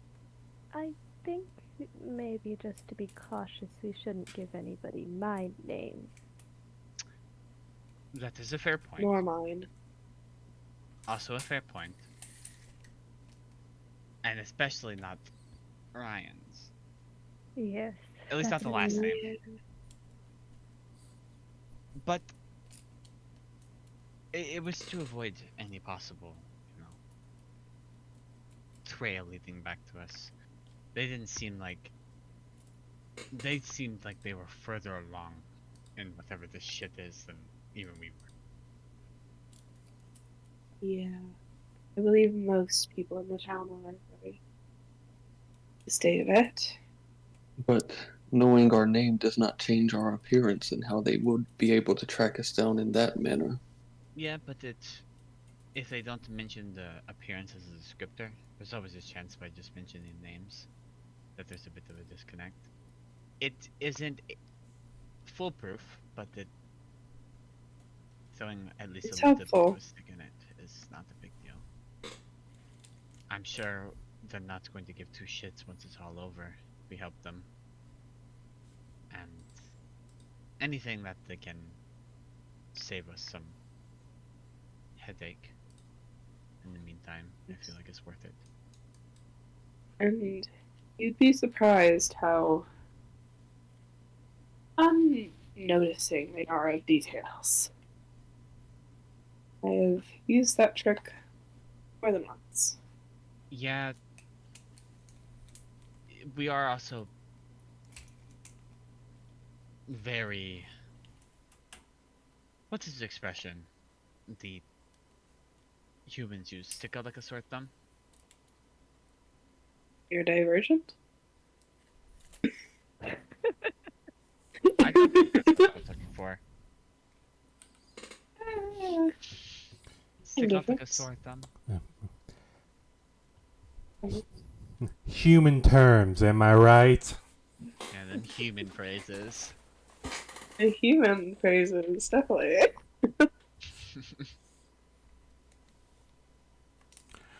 All right. So what are y'all doing? Y'all splitting up, or who's going where? Me and I will go talk to the head priest. I guess you two can look around, try and find anybody that might be able to help in the where this all these people are congregating. Last round. Okay. Akora will go with Maze and Laurie, and Ren will go with Abel and Finwin. Keep it divided. Ryan will stick with Akora.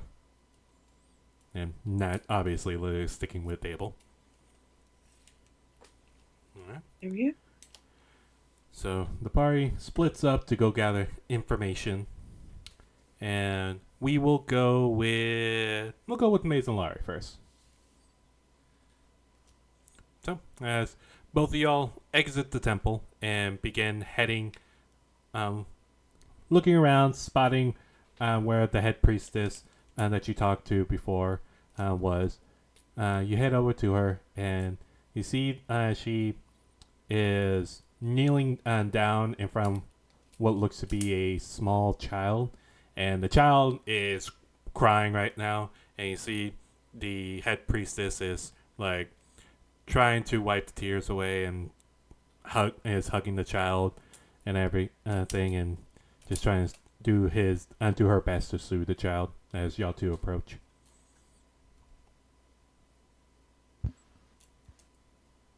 I don't think we got her name, but I'll kind of wave to her and like, oh, excuse me, head priestess, head cleric. Didn't get your name. Sorry. It's no worries. It's still a new title I'm getting used to myself. Just call me Jasmine. Yes. We were hoping to speak with you about anything you think may be pertinent from when this started. What was even anything out of the ordinary on the day? The smallest thing you can think of, even. Sure, I can do that. And you see she like looks out at the child, and you see her eyes kind of glaze over a little bit before she seems to focus in. And you see another priest walks over to her, and you see Jasmine looks down and goes, "It's okay, sweetie. Go with him, and he will help get you some food." You see the kid just still crying, slowly nods and begins clutching onto the priest as the priest walks away, and Jasmine kind of remains kneeling for a bit, just watching the kid go, and kind of look down before shaking herself a bit and standing up. And you see that she's kind of fiddling with the robes and just trying to scrunch it up a little bit more so she's not stepping on them, and kind of just adjust her grips on the staff and goes, "Okay, information, right? I can. Where should we start?" In the time leading up to maybe the first few days leading up to when you first noticed that things were significantly different, because I imagine some of this went under the radar for a few days.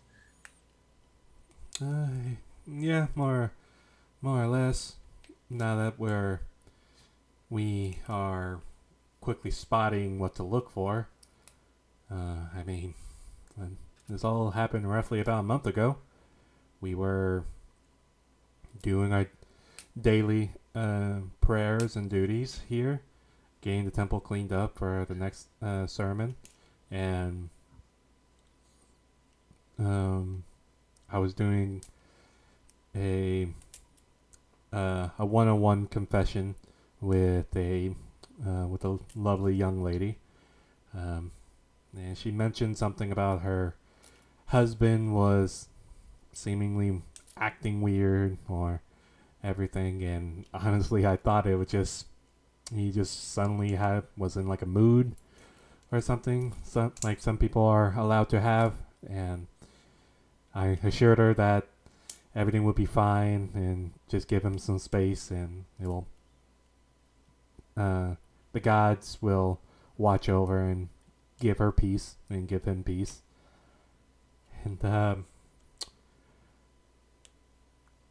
from what I heard, a few days later, she ended up killing her husband.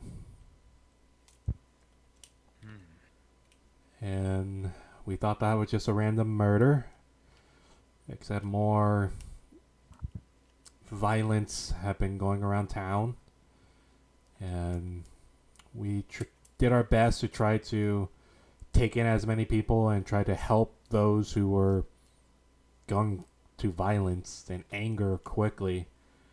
And it was a miracle. I had to commune with my goddess to see if I can figure out a way to figure out something to help suppress this anger that was building up. And praise be the moon, she helped me and showed me a powerful spell to help out. But the spell is very draining on the person, and it basically uses up all of our magical energy. Most of us can only do it once a day, and there's only about 24 of us now. What is the name of that spell, if you don't mind me asking? What was the name? The closest thing that I can put it to was, it was seemingly like a enhanced version of Greater Restoration. Okay. That means what we're dealing with is very magically potent. We tried to talk to all the, I guess you can say, geniuses or the scholars that were in town to try to figure out what could be causing these issues. And we even talked to Nazelia and talked with her about it. She seemed to not be affected at all, but I think it's I'm, because writing out little notes, and I'm like, who's that? Nazelia, she owns and runs the magical store in town. You can get all your magical items and needs from that town. She believes that she's not being affected because her store has some powerful, very powerful wards covering her entire store, and we believe that's why she's not getting affected by this. Are individuals here in the temple coming under effect of it? If they're in the temple, I don't know when that kicks in. I don't know if it's the following morning, if it's From what we can tell, there have been very few cases here, not as potent, I guess you can say, as outside of the temples. But Nazil kind of deduced that she had some. She said she had some help with another person that was in town recently, and they kind of brainstormed a solution, or at least a deduction of what's going on. They brainstormed that whatever hits us like early in the morning, the middle of the day, and late at night. okay. So that is more dire.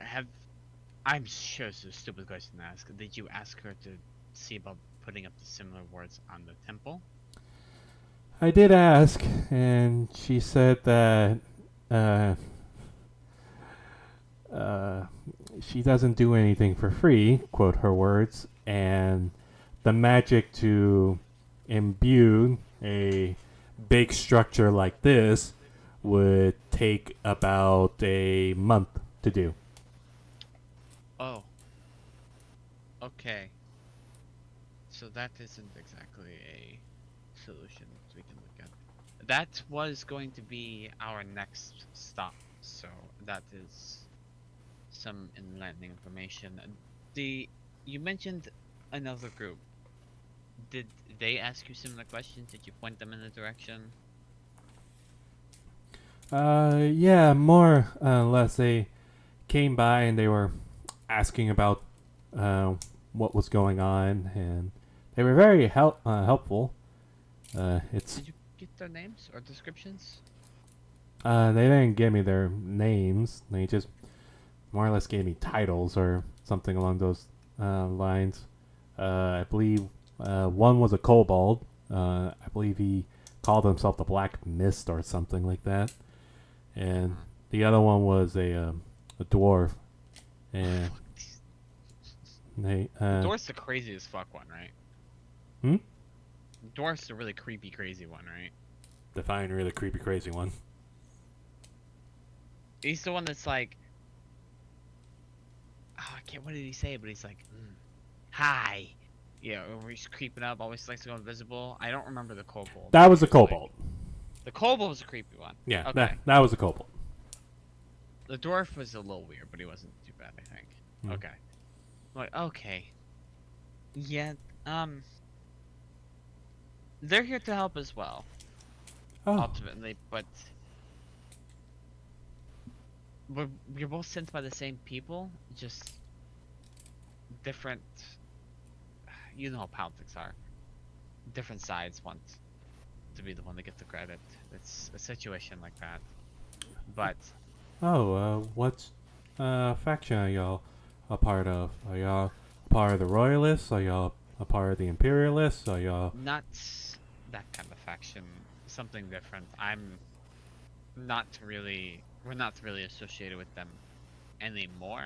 We're just we we signed on for this job and we want to help. So we're seeing it through regardless if we're with them or not. We're a little bit worried about their intentions. I do think ultimately their goal is to help, and then the result will be helping you guys. I just don't know what their plan is to do with the information or the things, whatever they get from it. You know what I mean? So if they ask you again for information, don't tell them no, and don't tell them that we set you away. Because the kobold, he's a little crazy. He kind of scares me. I'm not gonna lie, you are making no sense to me. Okay. Scrap that. If they ask you for information, just know that they're here to help. That's that. Right, they seem friendly enough. Yeah, they can be jovial. Kind of. Okay, well, be sure to pass on any other info I might remember. Was there anything else? When have any of you used detect magic to look at this energy that's coating the town? Yes, a couple of us have attempted but this whole town is just covered in this weird dark red aura that's covering the town, and it's so dense here that we can't really find a trail of the source. Yes. I was just wondering, have any of you been able to maybe at least in some capacity discern some of the magical elements of it? I can't pin a school on it at all. Neither can we. That's all my questions, I think. Laurie, do you have any? Well, I think that about answers everything I was thinking of. She was like not really paying attention.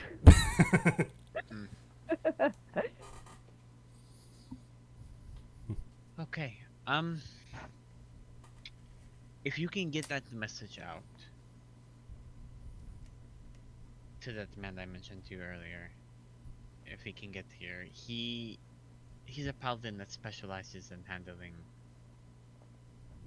people. He, I know for a fact he knows how to calm people's emotions magically, and I feel like that would be a godsend to have here. So, and it always would be nice to have another capable paladin when you're dealing with things like this, I guess. Of course. I'll be sure to Um, reach out for him. Okay. I think we're gonna go regroup with our friends and see what they figured out. Okay. Blessed be your day. Do you think one of the guards at the door could give us directions to the shop you mentioned? Oh, yes, I'm sure. Okay. Thank you. And we'll head back. Okay. Abel and Finwin, we'll go over to y'all. As y'all begin looking around, you're seeing a bunch of different types of group of people. You're seeing old, young, mixed together, but they're in like most of them seem to be separate in different clusters of people. So who would you? Well, you're trying to find, like who are you trying to find, or what you're trying to seek?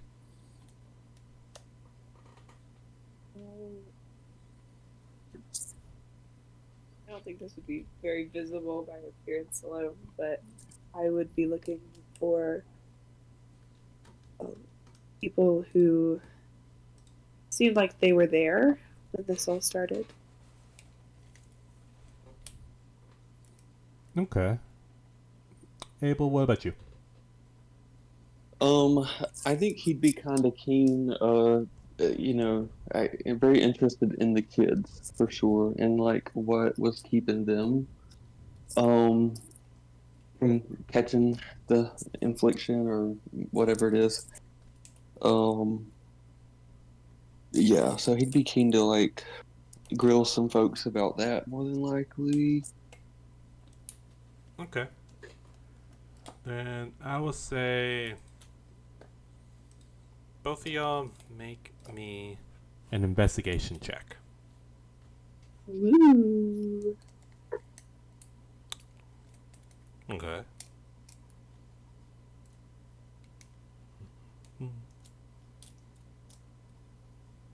Damn, alright. Oh, okay, fine. Y'all are killing it today. Alright. So, as y'all are searching around trying to. Finn, when you're trying to find someone that was there the first day, and Abel, you're trying to find more information on why the kids are seemingly not being affected. Finwin, it does take you a bit of asking around, but most of the people are kind of just like shrugging you off and not really giving you any time. So it is gonna take you a bit to just try to find someone that was there. Abel, you on the other hand, as you're navigating conversation and talking with everyone that's around, you do find eventually you get led to one of the priests who seems to be in charge of a small batch of kids, and seems to be just trying his best to like assure them, play with some, and comfort others. And as you begin to ask, I'm assuming you're asking him like, why aren't the kids affected?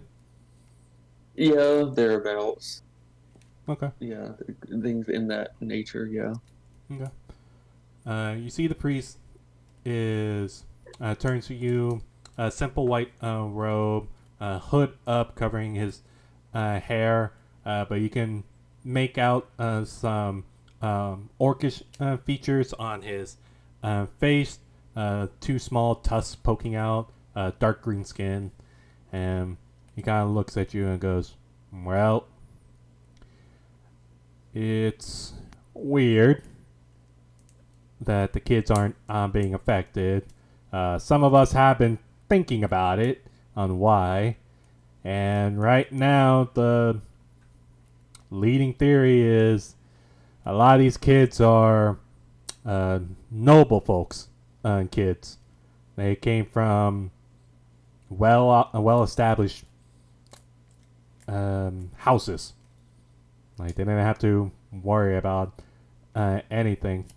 But some of the other kids that have been affected, they come from more poor, the more poorer side of our little town. I see. And statistically speaking, the slums are the part of town that are more prone to this affliction. Well, we didn't have a slum back then, but more or less now we do. And so, to answer your question, yes, in the slums, they seem to be more affected compared to most of the other well-off families, I guess you can say.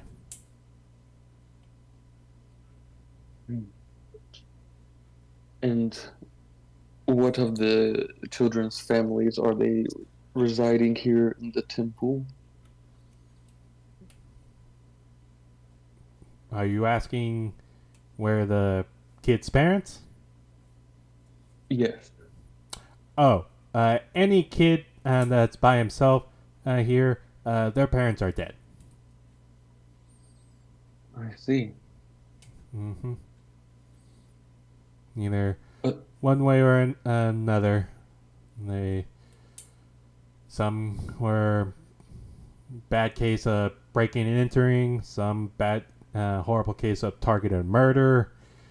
Uh, Lots of the high-end family have more or less been killed off.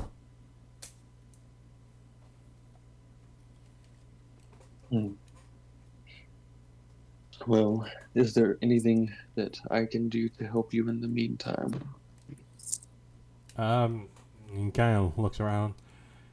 If you can help me out with these kids. I'll look at Lily and say, Lily, would you want to help some of your peers? You see, Lily kind of looks up, then looks around, then looks back at you. Slowly points at the priest and goes, "Peer?" Other children. Then looks at the kids. Kids. Yes.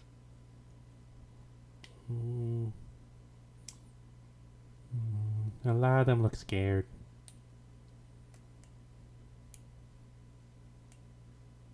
That is not something that you know too much about then. And you see she kind of looks down. Yeah. And then slowly let goes of your hand and walks, kind of walks over to a little boy that seems to just be silently crying, like just crying to himself, doesn't want to be bothered. And Lily just walks over to him and kind of looks around. And you see she goes into a pouch that's part of her dress and pulls out one of the few remaining candy and holds it out for the little boy. The little boy looks up and just slowly takes it and begins eating it. And Lily gives a big smile and then offers her like tiny little hand out for the boy. And the boy kind of just wipes his tears away and takes Lily's hand. And Lily pulls him up and go, "Let's play." And the little boy just goes, "Okay." See, Lily begins running off. And you see the orc, the half orc priest just smiles and goes, "You have a good kid." I, uh, uh, yeah, yes. You okay? I, I I wondered how am. long it would take you. Yes, she is a good child. And uh, we'll say Finwin, you're watching this whole entire thing. But I'm grinning. I'm grinning like mad. And you see the half orc priest just nods and goes, "Is her mother around?" Um, no. Oh, No. oh, I am so sorry. I apologize. I hope she is at rest. I hope so as well. Um, Perhaps the children would like it if I teach them some hunting techniques. You see the orc, half orc, just kind of nods his head and goes, "I mean, it's not the worst thing I can think of. So sure, I don't see why not."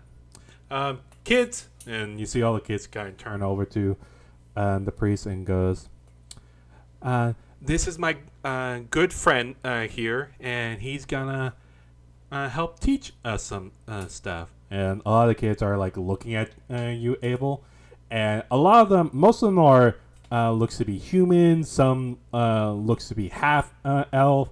You see like one half orc, and a lot of these kids are ranging from like infants to like 5 years old, and they're all just looking at you and go, "Whoa." And then one, you see a little girl points over at your head and goes, "Why do you have a tiara?" And a little boy goes, "No, that's a crown." Going, "It looks like a tiara. It's a crown, though. You have a cool bow. Can I see it?" And going, "What's with all the arrows? Why do you have all the arrows?" And just like more questions are being thrown at you.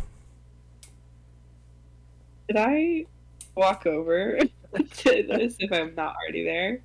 Yeah, sure. You can head over and Alright. just see Abel being thrown to the wolves.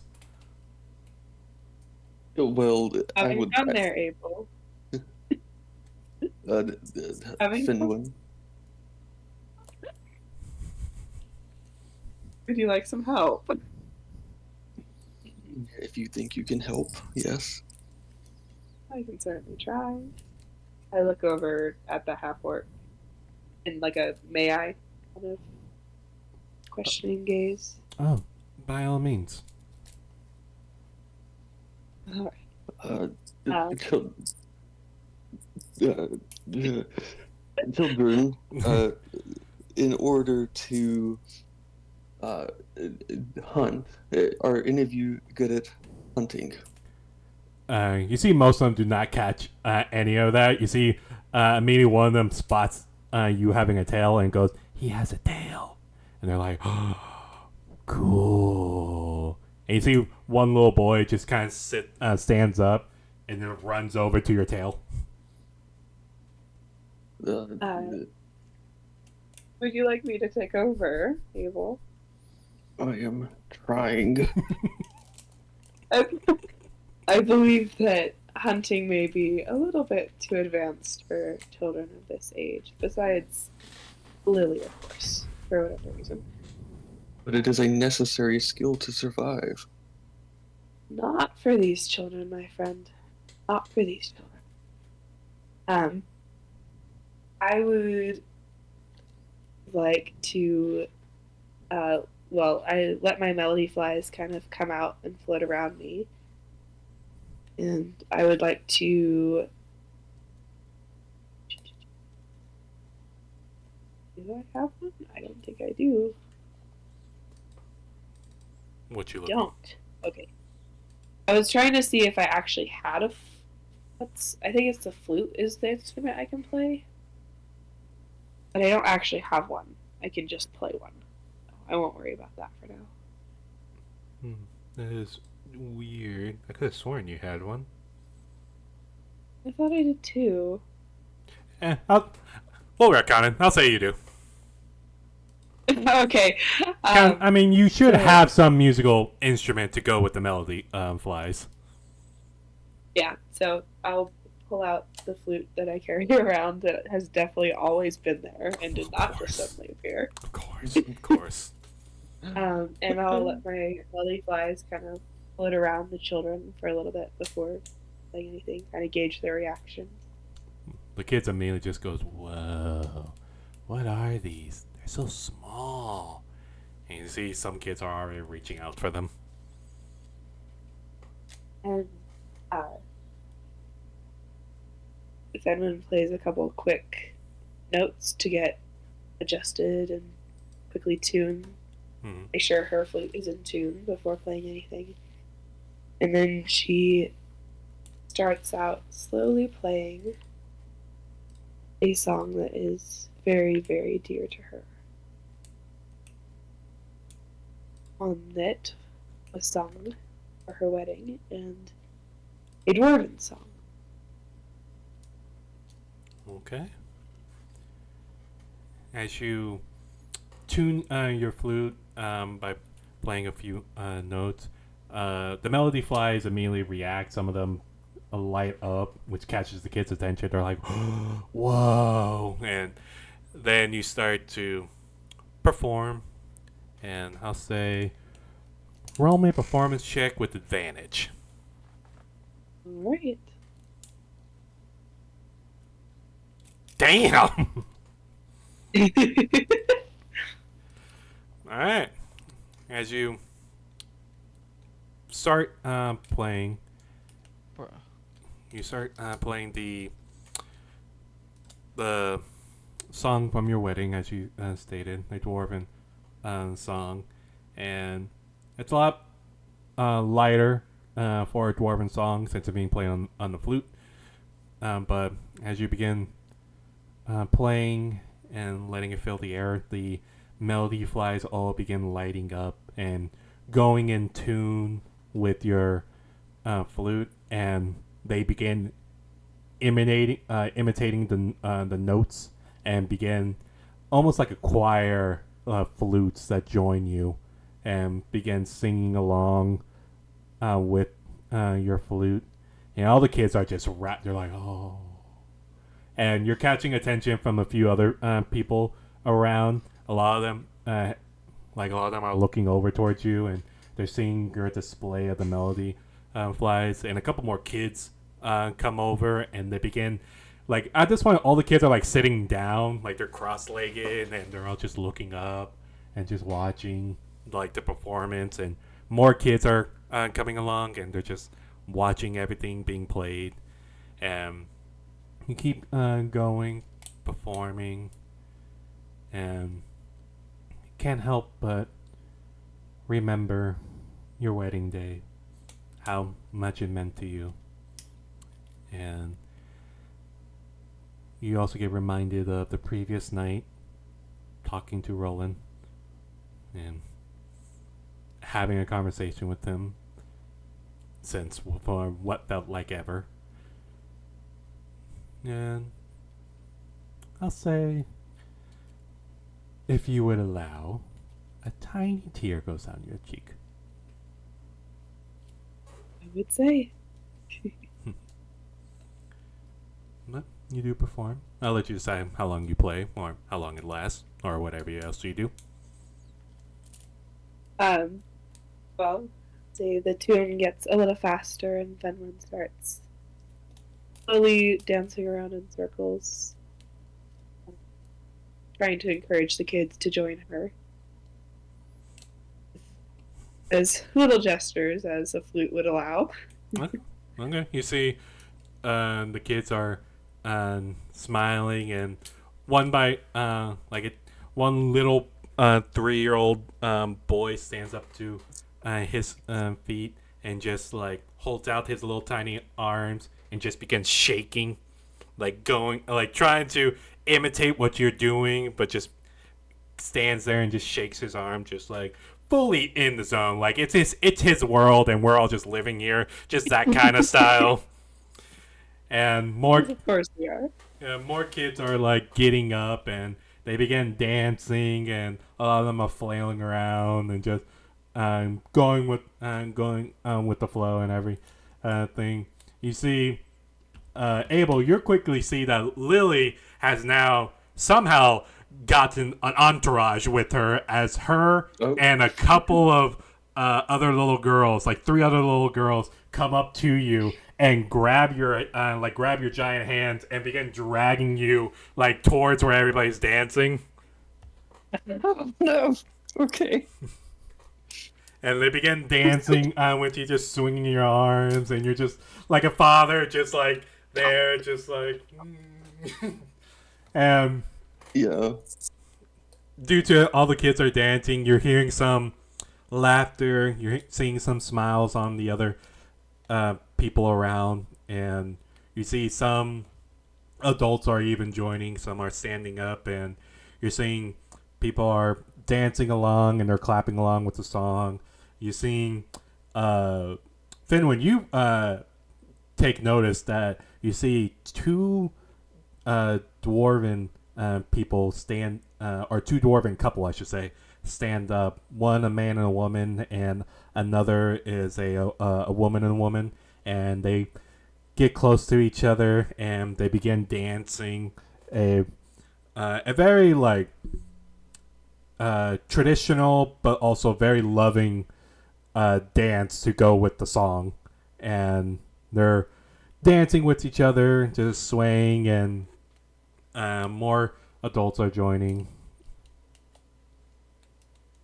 as you, however you want to continue this. As the beat gets faster and faster, and as the song starts coming to a close, Finland, just before the end of the song, lowers her flute and sings the last couple verses of For the Dancing and the Dreaming.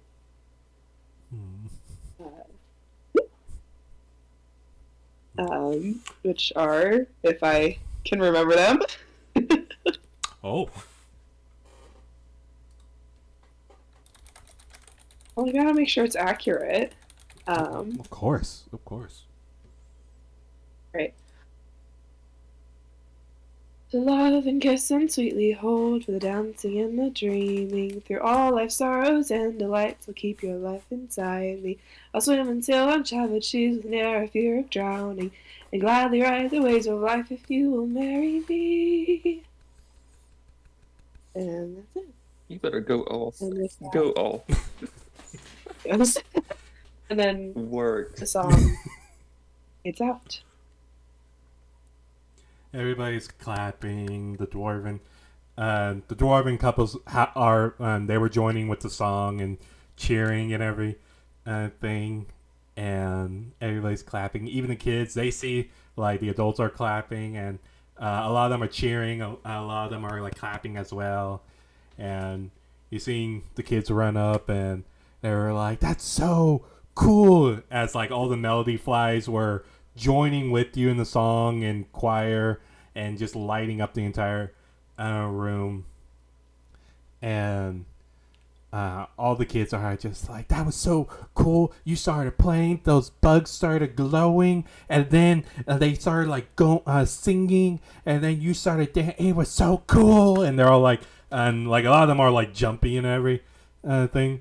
And Finwin, you do take notice that the two couples of dwarves come up to you. You're seeing one man, three women, all in total. You see the male is like a short, stocky dwarf with a long black beard that seems to have different kinds of braids and iron that seems to be clips and bands all along his beard. A bald head and a tannish skin and what looks to be rough like patches of like scars along his face, and he walks over to you and goes, "I gotta say, I have not heard that song in a very long time. I did not expect a elf to know this song.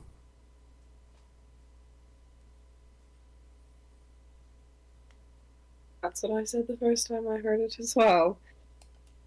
It was introduced to me by my husband. Hmm. Was he a dwarf?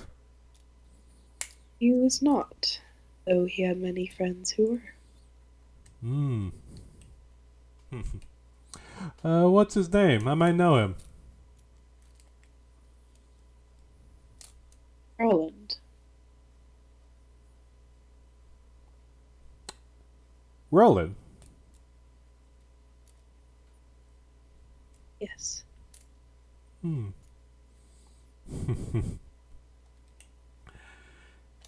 You see, he looks over to his female companion and goes, "Sweetie, this is Roland's wife." And the female dwarf walks up, a bit like a few inches shorter than the male dwarf, but you see that she has dark brown hair that's tied up in a bun, and what looks to be a simple, like, sleeveless shirt with what looks to be a black Smith apron uh, wrapped around her body, and she is built like she has muscles upon muscles and definition, and she looks at you and goes, "Well, I'll be. I didn't think we'll ever get the chance to meet Roland's wife. Now, honey, please, be real with me. Are you actually Roland's wife?" That I am. Hmm. Though he is currently away on business. Hmm. I suppose you'd be looking for proof? If you don't mind. Of course. At that, I pull out the wedding gift that was given to me. The sun necklace that is of dwarven make. You see, the female walks over to you and kind of takes hold of the necklace and begins looking it over and goes, "Hmm." And looks back at the male dwarf and goes, "She speaks the truth, dear." And the husband goes, "Hmm. Well, Albie, it is good to finally meet you. If you are, well, I guess there's no doubt now seeing that right there, it is a pleasure to finally meet you. I believe, if I remember correctly, your name was Finwin? Yes. Ah! Roland speaks highly of you. As he should. And you see the female dwarf just goes, and now, dear, you better not be flirting in front of me, or else we're gonna have some issues later on in our room. And then you see the husband just goes, no, I wouldn't dare, my little iron vein. I wouldn't dare do that to you. You know I like my woman tough. You see the wife just smiles and goes, mm-hmm. Now, shoo. Go entertain the kids. And you see the husband just goes, well, get going. And looks over at the kids, who by this point, they now are in a kind of a frenzy. Like, they're all hyped up on, like, excitement and hyper aware and this. And it seemed like Lily took charge of this whole entire group now, as they're all ganging up on Abel. Sorry, Abel. I'll be doing the twirling them around and stuff like that. Letting them touch the tail, I guess. If they want to touch my princess crown too.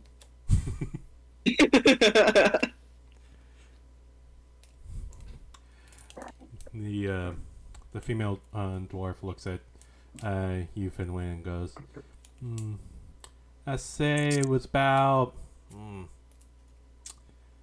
I want to say 5 decades since I seen Roland. He was a very good dear friend of ours. Helped us out in a mining collapse the last time he was visiting the dwarven territory. And it wasn't for him, my husband wouldn't be still kicking around. I have heard of that story. Is that the one that gave him the title Friend of Dwarves, or was it another one? No, he got the title Friend of Dwarves way before that. He was always a weird, pointed-eared elf. He was strange, I guess you can say. Stubborn. Much like a dwarf. I guess that's why we like him. I'm not surprised. But what brings you here, Miss Finwin?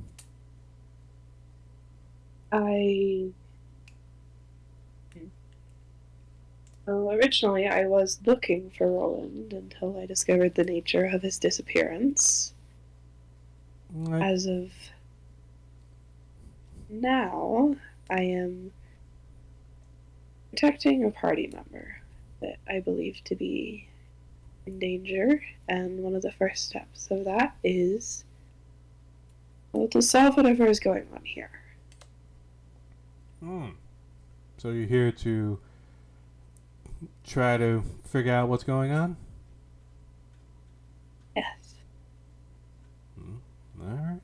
Well, you're in luck. I've been in this town for a little over 3 years now.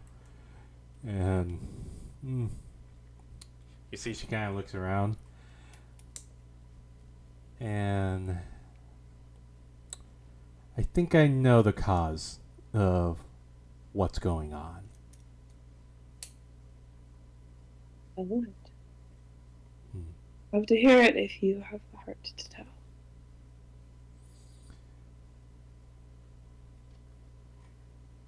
And we will go ahead and call tonight's session there. Whoa. Ooh. That flew by fast. My goodness. You're telling me. I just looked at the time and I see it's already 8:30 and I'm like, well, damn, okay.